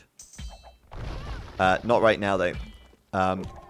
Game has resumed, so I'll do that. I'll do that a little bit later on. Sorry, but I don't want to miss the fight here. Yeah, so Nikov gonna try and break through, and well, they're not getting through, are they? They are. Oh no! You're kidding me! Viper goes for the gate. Nikov is just gonna slap that camel in the hole, and it's closed it. Oh, that was so close. He had to react though, because Viper was starting to wall it in with fortified walls here, and Tato's gonna come over and open it as well. Okay, that was sorry, I thought yeah. Okay, so Tato's gonna come over as well. Can they keep the gate open? Oh, the gate! It's gonna close! No, it's so close! Oh my goodness! So incredibly close. Tato nearly left the door wide open for Nikov and his heavy camels right there. And those are, of course, Indian heavy camels. They do have a little extra pierce armor. Wow. That was incredibly, incredibly close. But, yeah, Leary here now did lose his forward castle. We saw that. But he is also stealing Tato's gold. And this is one of the problems with playing like this. You have no map control. Okay? How do you get your main gold? How do you get your second gold? What do you do when the gold runs out? Because most of this gold is getting pretty low, and a lot of the gold is part of the walls structure, so this is pretty tough. Imperial Camel is now done. Elite Eagle Warriors are done. Siege Ram is on the way for Leary, and I think they've adapted very quickly and very well to this. They're not going to commit to doing Arbalest. They're not going to do any of that nonsense. Get the Elite Eagles out, get the Imperial Camos out, and start making the push. Now, this is awkward because Leary did lose his Trebs, and he doesn't have another castle to produce more, so, you know, they still can't get through. And I guess the answer to what do you do if you can't access your gold, well, the answer is trade. Sherlock, it is trade. And the trade cards are coming up. They've got a secure trade line behind this team fortified wall. And they're going to start trading behind it, so... Team Secret, I mean, I've not seen them play like this before, really. This is a very different, well, it's not completely different, but it's just, it's to the extreme, right? It's very extremely defensive. And we're going to get these Elite Plumed Archers fully upgraded in just a moment. Those Eagle Warriors can't do anything against that. Remember, these Plumed Archers have bonus attack against the Eagles, which negates their 8 pierce armor, so... They're actually very, very good at defending here. But I would like to see Onager coming out from Leary. I think that's a very valuable tech in the, unit in this engagement. Obviously, he's done Siege Ram. That's fantastic. But I do think we need to see some Onagers. Tato up to 200 pop nearly, with 95 military, pushing forward with a very formidable force. Now, these guys can beat this. They can win against these Plumed Archers. They do have Siege Rams, they've got Imperial Camels, we've got Elite Skirms coming in for Leary as well, but they have to take a good fight. If these Plumed Archers get bunched up into the line like here, for example, then you're going to have a bad time. But I would like to see Onager. Obviously, it's a team game. They have a lot of gold around the map, and, well, apparently Viper has a sneak villager as well. Didn't see that one coming, but I think Nikov did, because he's going to actually kill it. Well played to Nikov there, preventing that sneak from causing too much trouble. Viper with quite a few outposts around the place. But yeah, the team wall is done for Secret. The team wall for Aftermath is a bit more greedy, and why not? They're not completed it yet, but I'm guessing they will come across and complete that at some point. But yeah, they can start trading soon. They don't need to trade as fast because they have all of the additional gold, remember? But oh my goodness, Tato's going to get surrounded. Delete your stable here, Nikov. You can surround those plumes if you delete the stable. Those Plumed Archers, they're so bunched up. There you go, he's deleted the stable now. And with the Skirms at the back sort of bugging out, they will clean out these Plumed Archers. That's pretty nice. It's a small victory, and I say it's a small victory because... I mean, these guys cost back practically nothing. They can just instantly replace them. Look at Tato's population. Like, his military was at 95 before this fight started. His military is at 92 now, because he's just making more plumes instantly. So, you know, it's a small win. They're going to catch some plumes out in the open. These ones here are still alive. They're still going. But, yeah, Tato here now caught out a little bit. He'll back onto this position here, which is quite good. He can do a lot of damage from here, but he does need Viper's support. He can't win this alone. And that's why Viper is now going up to the Imperial Age. And he'll be getting himself into this game. These plumes are also going to die, eventually. Viper actually kind of focusing down on the Skirms. It's a really smart move, because if he can take them out of the picture, he can survive here for longer. And then he can kill the other units that are sort of keeping him locked in. But he's got another group of plumes behind this. Tato looking a little unstoppable at the moment. But, yeah, the Aftermath guys just aren't getting enough ground. They aren't actually pushing back. And Viper now in the Imperial Age will be able to start bringing himself into the picture as well. Probably with some camels for him as well. But Aftermath have done very well this game so far.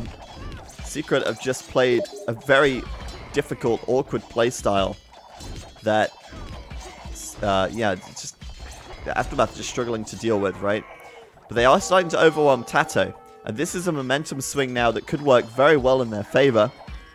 Looks like the stream is lagging a little bit. Apologies for that, but it looks like we're back now.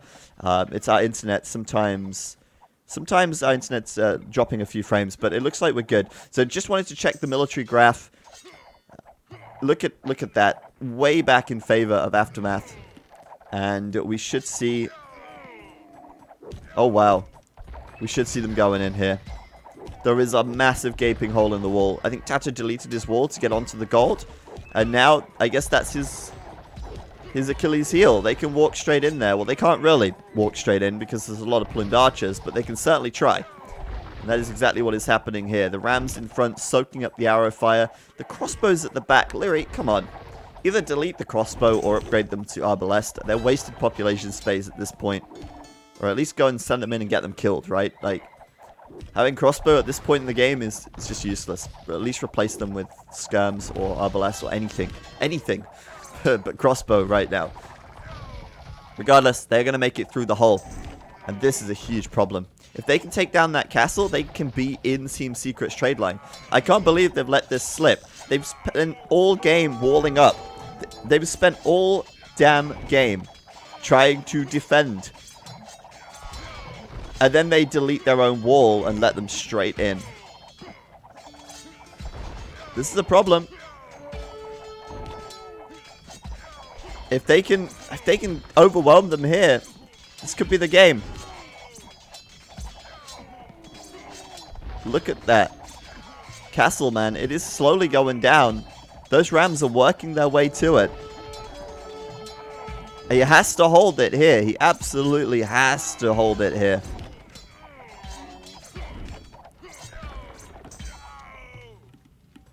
Just wondering what's going on at the back. Doesn't look like anything else is going on there. Yeah, that castle's gone, man. And Nikov and Leary are going to be right in the middle of that trade line.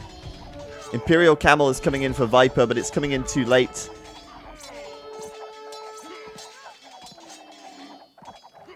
And that's it.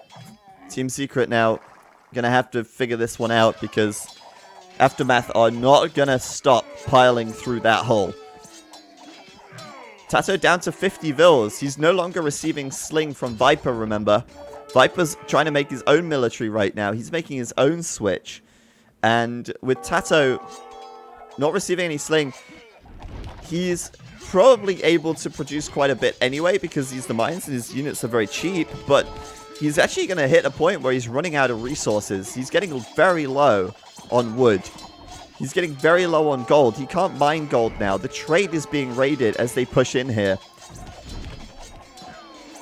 And this absolutely looks like Aftermath are going to start to run away with this game. Viper does get Imperial Camel in. But Nikov now has got the upgrade advantage still. And this is going to be an absolute cleanup. As Aftermath maintain momentum. And Secret are scrambling to stabilize. So many trade carts going down. Let's take a quick look at the trade cart graph. Oh my goodness. Look at that graph. That is painful. That is absolutely painful to see. Aftermath are just going to pile everything they've got into this damn hole right here until they win the game. This is amazing.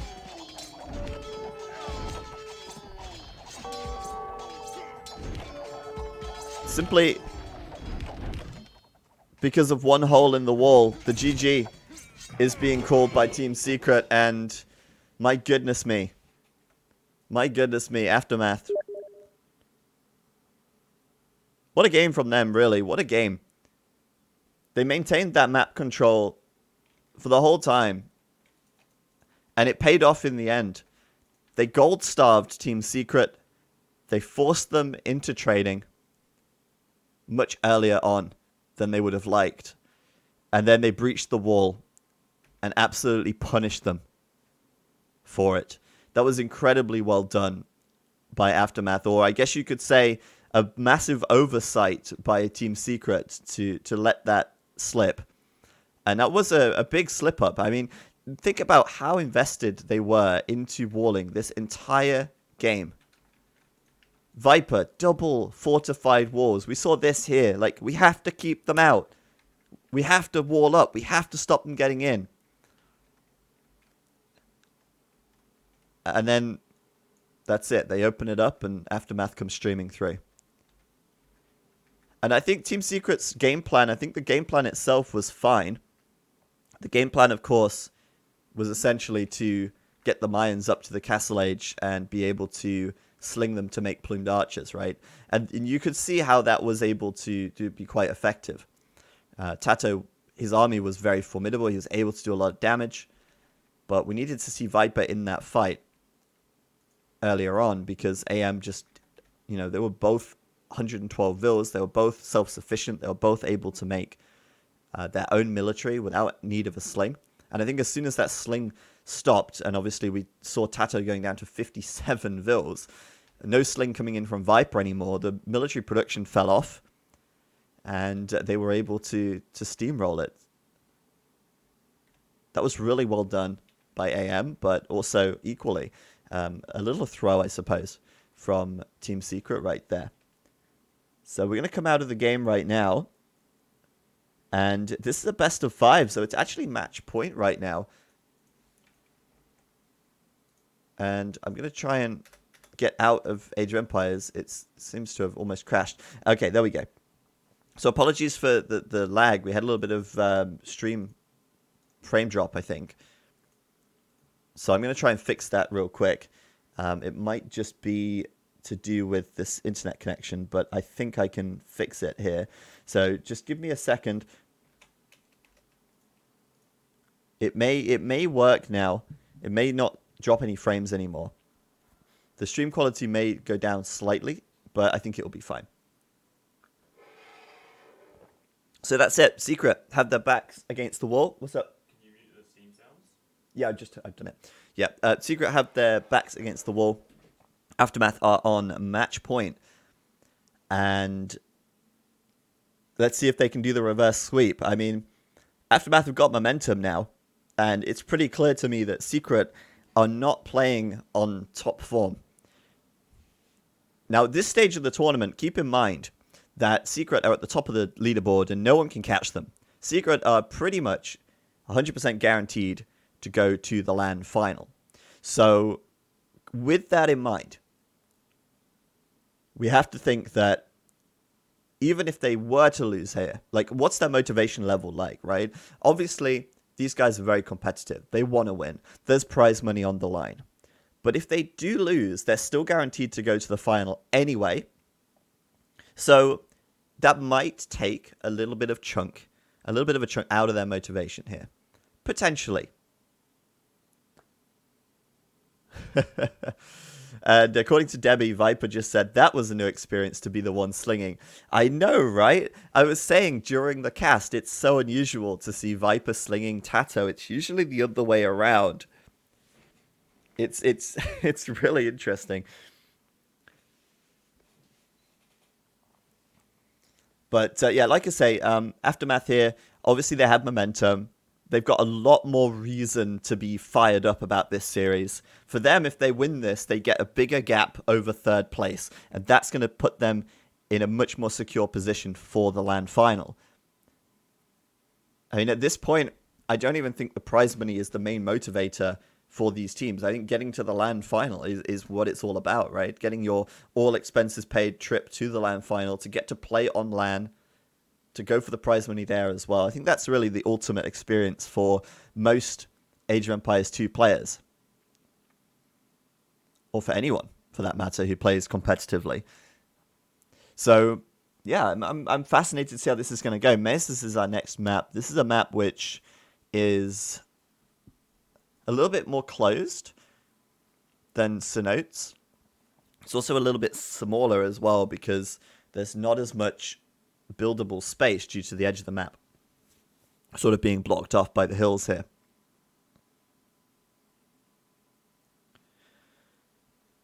So we'll see. I mean, obviously, at the moment, we also saw Mayans and Portuguese from Team Secret. They've still got a lot of good civs left in their pool. And I do wonder if we'll see something like the Spanish here to try and, I don't know, be annoying. Maybe like Tato go Spanish and go for something like Towers or maybe Incas or something like this. For Aftermath, they still have Mayans available. They have Franks available, Slavs available. I think Slavs may be saved for Gold Rush here. But yeah, there's some very, very good civs left in the pool for both of these teams. So civ selection won't be a problem for either of them. Do you think Secret would prefer to face AM in the finals instead of, for example, Suomi? Potentially, yeah, potentially. I'm not sure. I think Suomi, obviously, they've shown that they've got the potential, the ability to take down Team Secret like consistently. You know, it's not like they've done it once and it's like, oh, they were the secret killers. No, they've done it 3 times now. So they can absolutely do it. And I think if Suomi did get to a LAN final, I mean, they've had experience with that as well, right? Like they went to the Nations Cup in China, for example, and they played on LAN there. And I think they'd be really well prepared for the LAN final. So I think Suomi would be a really scary proposition for Team Secret in the LAN final. AM in the LAN final, I mean, I don't know. They'd still be extremely strong. I just don't know if they would be as prepared. It's hard to say. It depends. I think it's a whole different story with the LAN final because it's such a special thing that you really don't want to waste an opportunity. I think any team that were to get there would be more than prepared for a LAN.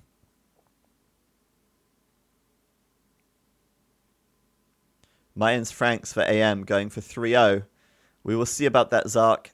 Because game 3, is about to launch in 1 minute and 30 seconds. AM preparing lull. Well, Ande, I mean, it's I don't know, a 1 in 10 chance, right? No, I think they would. If it was a LAN final, they absolutely would. Saving Mayans for Gold Rush, though, is like, well, probably a good thing to go for. Like, Slav Mayan Gold Rush would be really safe way to play this. Whereas for Maces, I mean, it's still a strong combo. If they want to win now, they could go for it now. But on Gold Rush, it could be just that much better, right? So we'll see what they go for in 20 seconds because the game is about to launch.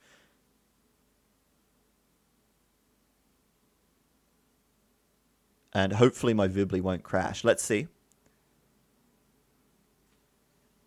It's not crashed. Fantastic. Okay, thank you. Thank you, Vibli. I'm pleased about that. Let's go in game for game 3, and it is now match point. And like I say, Secret have their backs against the wall. AM with a 2-0 lead, and Secret playing a little bit atypical to how they normally would. Viper was slinging Tato in the last game, and he was said to have said that it was a strange experience. Let me fix, before we do anything, the positioning of the table. Let me move it to the left side. There we go. So we shouldn't see any more overlapping now with the table. Apologies for that earlier on. Do we have an issue with civs here? No, I don't think we have an issue with the civs. Someone in the chat was confusing me there. Franks are in the map pool. Sorry, the civ pool. And we have Franks on both teams.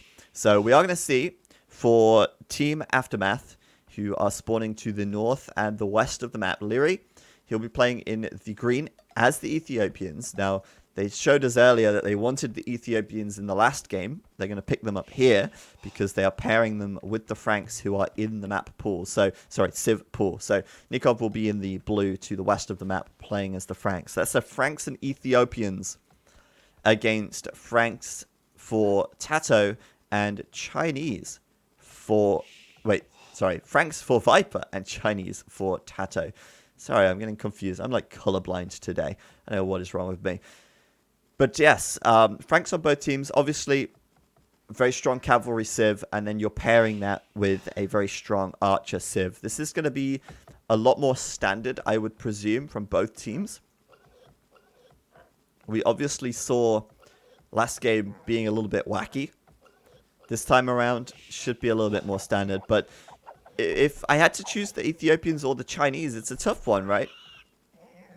The Chinese have potential to be a really strong civ on certain maps, but this is not a map where the Chinese have a particular advantage, such as, you know, a nomad start or starting with guaranteed food underneath your town center. So, Ethiopians here going to be pretty good, and that's due to, of course, their faster firing archers. They're going to have that mid-game advantage over the Chinese with the army that they produce. So we'll find out if that actually starts to take effect or not. Obviously, there's a lot of things that can happen before that, which can give you an edge or not here. But yeah, Tato taking the time now to wall up. And this is a much more wallable map than the last one. Mesas is an awesome map. And it's so much easier to close, right? Like, you can see that there's a lot more sort of wood in the middle of the map. And this wood's important because the wood around the edge is really sparse. You can take the wood at the edge. There's usually enough to justify going there. But usually the woods to the center are the closest wood lines as well. And they also form a lot of sort of blockages, along with, of course, these mountains and such, to make team walling quite straightforward for both teams. And we can see the foundations of that being placed right now as well. So I really like this map. I'm a huge fan. There's also a lot of extra sheep here for Tato, which he's going to be very happy about. He's bringing another, like, what's that? He missed one, actually, but there's another 2, 4, 6, 7, 8 sheep coming over to his TC there. Man, where are the Britons on this one? No, I think they're saving Britons for Yucatan if they get that far. Yucatan is the last map in the pool, and Britons are really strong there. They'll probably take Briton-Mongol because they're using Franks here. So if it does get to the last game, Briton-Mongol will probably be the civ selection. Franks are pretty popular on Yucatan as well, but they want a strong cavalry civ now as well. So they're going for Franks in this one instead of on Yucatan. Where I think the Mongols and Britons are a stronger combo than Franks. Well, actually, I mean, not necessarily, but, you know, Mongols can take the position of the Franks in a Yucatan game. And they have the advantage of being able to make camels as well, which is nice. So, Feudal Age coming in for Nikov first, and we see barracks coming up for Tato now. I was thinking maybe he was going to do some men-at-arms, but yeah, he is. Okay, the barracks coming in kind of late, because I think that Nikov could probably wall his map in time here. It's so wallable. I don't know if he will, because he's not scouted the barracks. Obviously, his scout's at home right now, and he didn't see the barracks at all, so he's got no idea.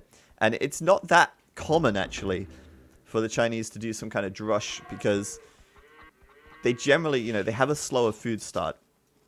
And it takes them a little bit longer to get rolling, but he's actually going to go for it here. And I think Nikov may just have walled off the middle of the map, sensing something might be up. Just wall that up real quick. And now he's open at the top, but yeah, I think maybe he'll scout this. Let's watch Nikov's point of view. He sees, yeah, he saw the militia walking through. I'm assuming he saw that. And thank you, 90 Typhoon, for the resub. 8 months coming in right there. Thank you very much. And he also gets the scout, thanks to having the extra move speed and attack on his own scout. So he'll see the men-at-arms, or the militia coming through. Sorry, they're not even men-at-arms. Tato's not going up to the feudal age yet. And I've got a feeling this is going to backfire. One of the men-at-arms, or militia, rather, will go down for free. And the other two basically pose no threat. Okay, a little threat. Looks like Nikov will be able to quickly wall up his wood line and force them in towards the TC. Nicely done. That was pretty clutch. That tile wasn't there. I think they would have slipped through, but well played, Nikov. Very good stuff indeed. Nilly as well. Thank you for the resub. 11-month Arenos. So yeah, Nikov should clean this up quite comfortably now, but the team wall is in place for Team Secret once again. And we saw how they attempted to team wall last game. It didn't really work out too well for them. Round 2 now. Double Palisade up for Tato. Is he going to just sling the Viper here, or are they just going to go for full walls like last time all around? As Viper's stonewalling as well here, which is... Look at Aftermath in comparison, by the way. Yeah, a couple of palisades. Yeah, we're open on the flank. Yeah, just, you know, a couple of houses. We'll finish it later. Team Secret, like, no, we've got to get the stone walls up. It's 12 minutes of game time. We're leaving. It's too late. We need... Stone walls should have been in by 10 minutes. What is this? Man, it's kind of ridiculous. But, yes, the stream is still kind of spiking a little bit. Thank you, Koi, for the 4-month resub as well. Thank you for the support. Appreciate that very much. If you would like me to restart the stream, I can do that and probably fix the slight frame drops. But if it's not really a problem, then let me know and we can just continue as is.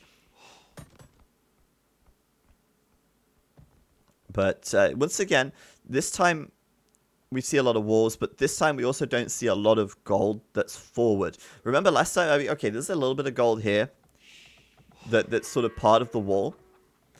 But it's not as bad as last time, where Viper's main gold was part of his wall, where Nikov had, like, Nikov was mining his main gold, but also where Tato had part of his gold as his wall as well. This time around, there's a couple of forward golds, but they do still have plenty of gold in the back, which they can use if they do get sort of trapped behind their walls. You're fine. Okay, good stuff.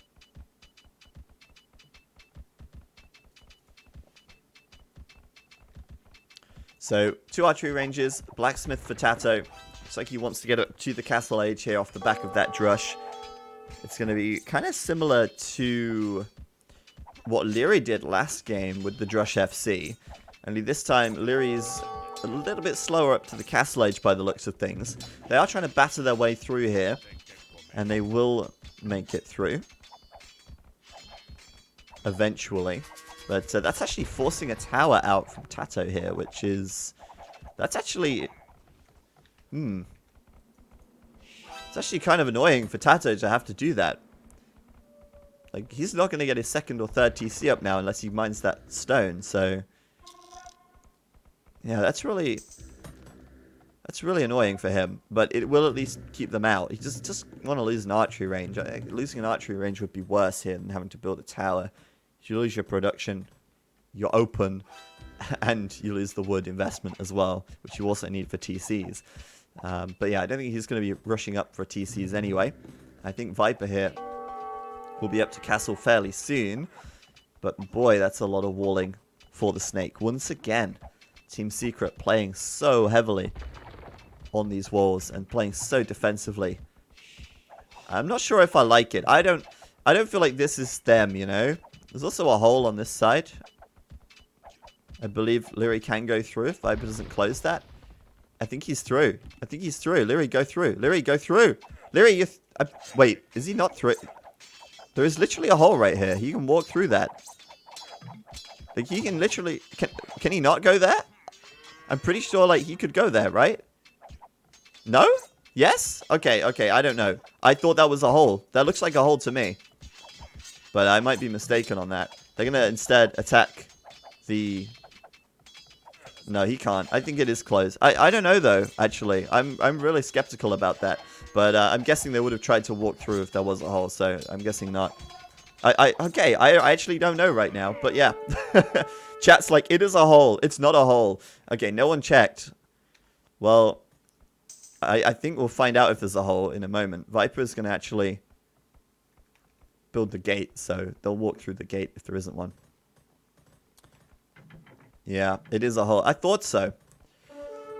Nobody knows. Well, we will never... Yeah, no, it is. Tato just went through it, I'm sure.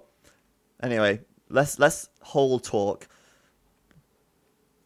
More other talk. I don't know. Leary, up to the castle H as well. And, well, the gate's up, so I guess we'll never find out now. But, yeah, castle H is coming in for all players. Viper as well, going to be up. And where's the second stable from Viper? Has he got that up now, or is it just a single stable? It's just a single stable. Okay. Oh, wow. And Tato's going to get caught out of position there a little bit. Leary going to be having a lot of crossbows out on the map. And this is kind of dangerous, because Leary's going to have a lot more crossbows than Tato at this point in the game. Tato full walling again. Only has 4 military against Leary's, what, 25? And this house wall, it's a weak point. Viper's now forced to build a siege workshop. That's going to delay his third TC if he wanted to build that. Because that's 200 wood invested there instead of in a TC. Although he doesn't have the stone for a TC anyway. And again, Secret playing incredibly passively.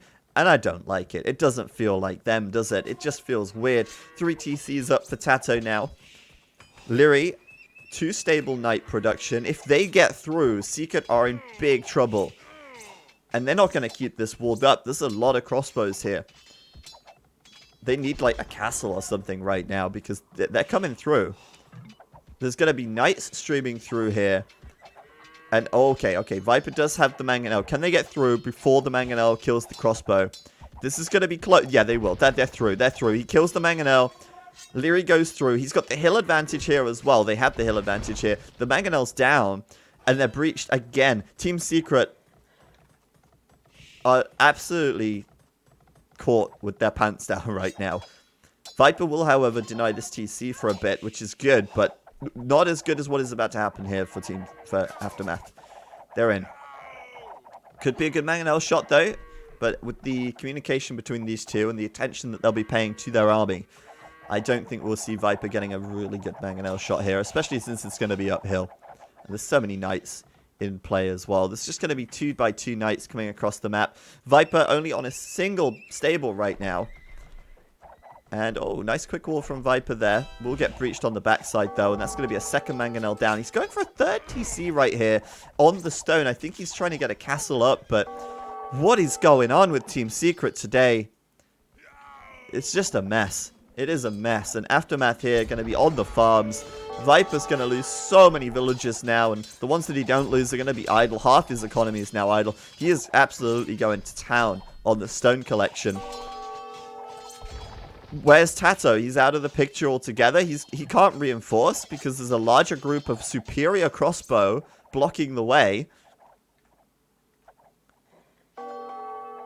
That's just going to be a cleanup if Tato tries to go in there, and now Viper's whole economy is idle. Nikov forcing the stone miners idle as well. Oh boy. What we need now is a forward siege workshop. This villager right here. Siege workshop on the hill. Kill the TC. And Secret are done. Not necessarily, but probably. Leary with ballistics coming in. I don't know if Tato has it. He's got a university, but I don't remember seeing it being researched. He might have it, but even if he does, Leary's crossbow are still superior. Quick look at the villager graph. Oh, sorry, that's the military graph. Villager graph is... They're close in eco right now. But obviously, there's a lot more idle time for Viper. Like, incredible amounts of idle time. He's desperately looking for that castle. Like I say, he needs that castle. If he can get the castle up, they can stall. There's the siege workshop from Leary, though. And, yeah, it just... I don't know what to say. I mean, this is a mess. Viper's going to lose more villagers here, I think. 1 or 2, perhaps. Because he actually can't garrison anymore in this TC. So these are the villagers. They're just going to have to take it. Like, they can run to the other TC, maybe, but they're going to die on the way there. And so, Viper's hemorrhaging villas right now. 35 out of 46 villagers are idle. And there's going to be a mangonel coming out. That TC is going to be targeted down. Viper needs that castle. Fortunately, the Franks do get cheaper castles. He can finally build it right there. And if Aftermath are quick, they could try and delay this, but they're going to be out of range or out of line of sight to see it. So that's going to come up, and that will stall things out at Viper's side. But what about Tato's side? Okay, Viper, you've got the castle. You're okay. How about we go to Tato then? What about Tato's side of the base? Does he have a castle? No. No, he doesn't. He's probably mining for 1. He's got 2 villagers on stone. Okay, he's not mining for 1. And now it's Tato's turn for the double. Viper's protected. Viper sending resources over to Tato right now. Slinging his teammate. For what? I don't know. More crossbows, perhaps? He's still incredibly outnumbered, though. And I guess maybe... Okay, I don't know. I just don't know. Tato doing ballistics now. Yeah, he's only just getting ballistics. Thumb ring coming in. That'll help him a little bit. He needs to sling him some stone and give him a castle. That's how Tato defends at the moment. Otherwise, those knights, the crossbow from Leary will be all over him. And, okay, Tato going for guard tower. Classic Tato thing to do. He does have a couple of towers at the back here to protect his back section of his economy. He is mining stone there. And I think I just saw a stone being spent. I'm guessing he spent that on towers then. I mean, guard tower is not going to be as effective as a castle at defending your base, but I guess getting a castle might be a little bit too ambitious at the moment. Oh my goodness, this game. Aftermath can taste the victory right now. They can taste the rainbow.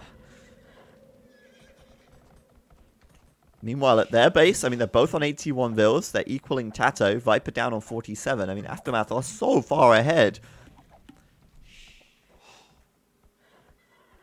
And we're just going to see this game play out now. Tato going up to the Imperial Age, I guess using the sling to go up. But Leary is just seconds behind him. Nikov is just seconds behind as well. And so you're going to have Tato reaching Imperial, and then bam, bam, Leary, Nikov, both Imperial as well. And at that point, I think if AM is still in this position and they haven't lost too much in the meantime, I think Secret probably will just call GG right there, because Tato is now their only hope, relying on essentially getting a power spike from getting Arbalest. But if Leary gets Arbalest at the same time, and then Nikov comes in with Cavalier, it's over.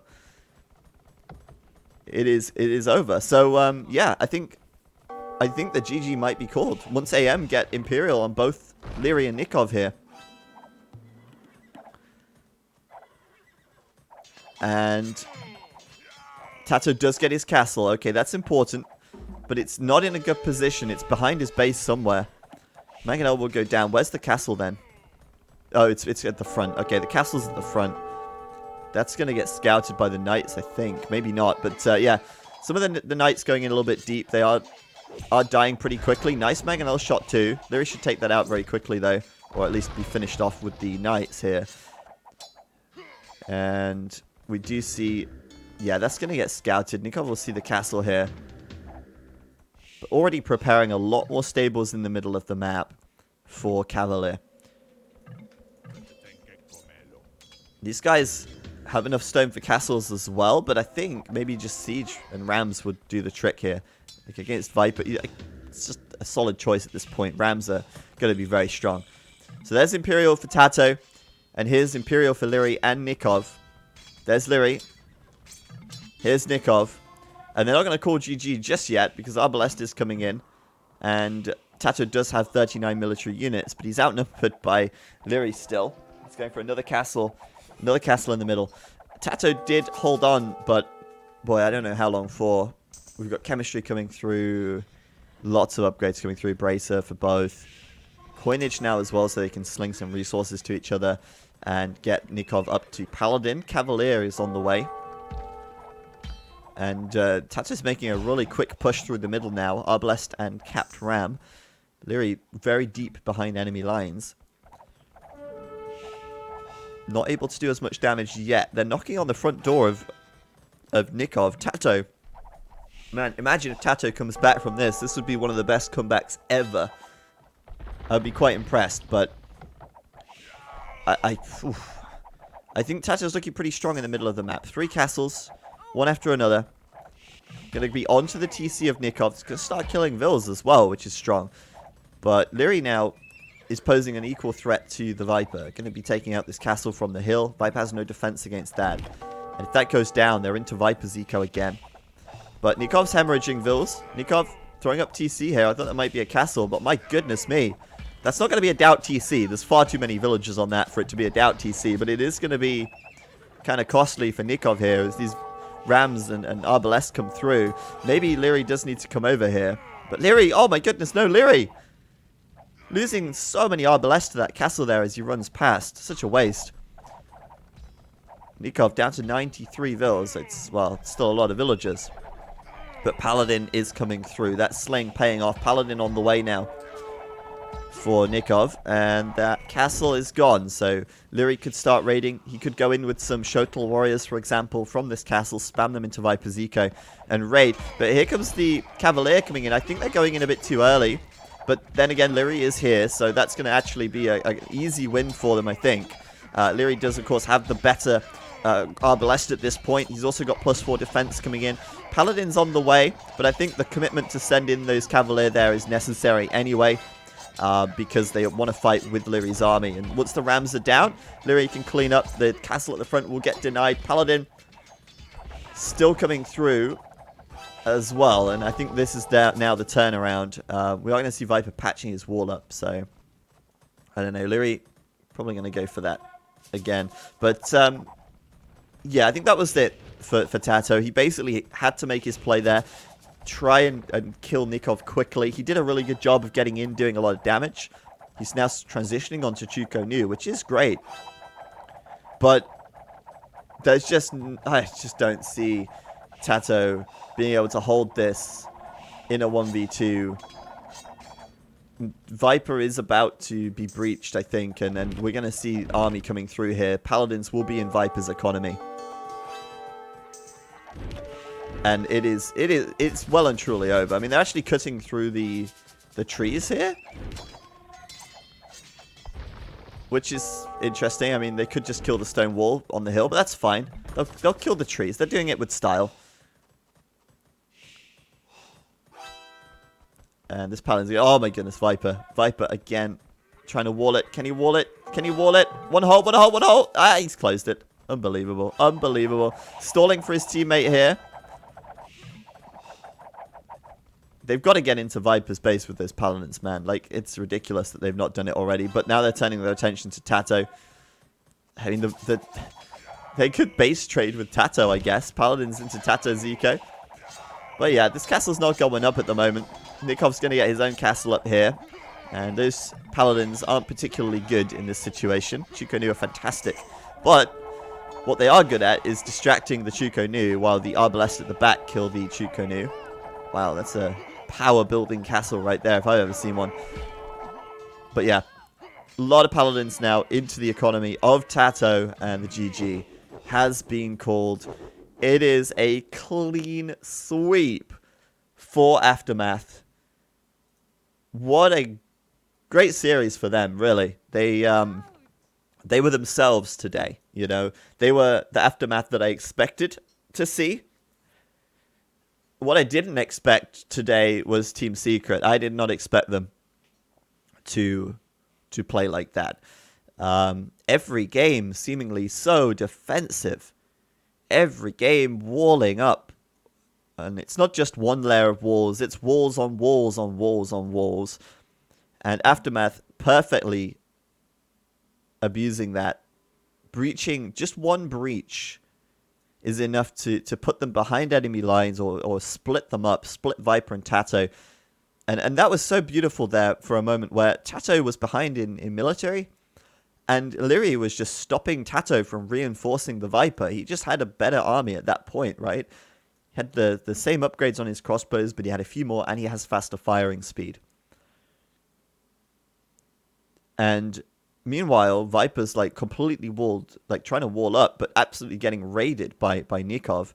And there's nothing Tato can do to stop it. So once they finally dealt with that, they start slinging Tato. And, well, Tato wasn't able to do the damage in the end. I mean, he did a really good job of pushing into Nikov there. But it's 2v1. Nikov has Paladin. Leary has Arbalest. He did some damage, but it just wasn't enough. And the Paladin in his own eco was enough to call the GG right there. And well played to AM. Very well played indeed. So AM will get themselves some more points there. And they're going to be really happy about that, because that's just going to widen the gap between them and third place, which means that they are more likely to secure their spot in the LAN final. Secret, well, Secret don't really care. They're going through to the LAN anyway. I'm sure they would have liked to win the prize money, but the LAN final is what they're really playing for. And at the moment, they are very well and truly secured to go to the LAN. We will show the brackets and we will show the post-game stuff in just a moment. I do want to quickly shout out, though, that you should follow us, because on Friday, that's in 2 days from now, we will be having a show match between Mr. Yo and the Max for $150 live on this channel. It will be a best of 9 Arabia. And it will be hidden pick, no repeat. It should be a great match make sure you follow us. Make sure you tune in for that. And if you're interested in AoE 3, we're also running an AoE 3 tournament right now, which will also have a LAN final in our studio in Manchester. And so get on it. And we'll be streaming every Friday, Saturday, Sunday, and Monday from the Escape TV studio. I'm actually streaming from home today because this grand final was played at an odd hour, and we're not using the studio today. But yes, do follow us. It's the best way you can support this channel, support the growth of AoE, support the competitive scene, is to support us. We'll be hosting more tournaments. We've got more announcements to come very soon as well. But thank you guys for watching. We're going to show the points and all that stuff now. Let's take a look at the bracket first of all. There's the final bracket. AM beating VNA, Heresy, and then Team Secret. And Secret beating Suomi and Brazucas to get to the grand final, where they fall to AM. And now the standings, assuming they've been updated, which they have. There you have it. Secret still in first place with 59 points. AM, though, 9 points clear of Frantic. That means that if Frantic win the next stage, they cannot catch AM. So AM have a little bit of a buffer now between themselves and Team Frantic, who are in third place. And then, of course, SY and Suomi tied in fourth with 30 points each. The grand final, the second spot, the LAN final, is still within reach of all of those teams, Frantic, SY, and Suomi. Sadly for VNA, BZK, and Heresy, I think it's impossible for them to finish second now. But AM, pulling themselves up by their bootstraps, will find themselves in a very good position as this tournament starts to enter the Twilight Zone. Obviously, there's only 3 events remaining now. There's the second Americas stage, and then there is 2 Europe West stages. So there's 3 mini events remaining. And as always, we will be casting them on Saturdays at 14 GMT on this channel. The information will be found below. Give us a follow, you'll get information. And you can also join our Discord server, where we will be announcing all of our future events as well. So if you join Discord, the link is in the chat now. You'll get a notification as well, and in advance, of when we stream the ECL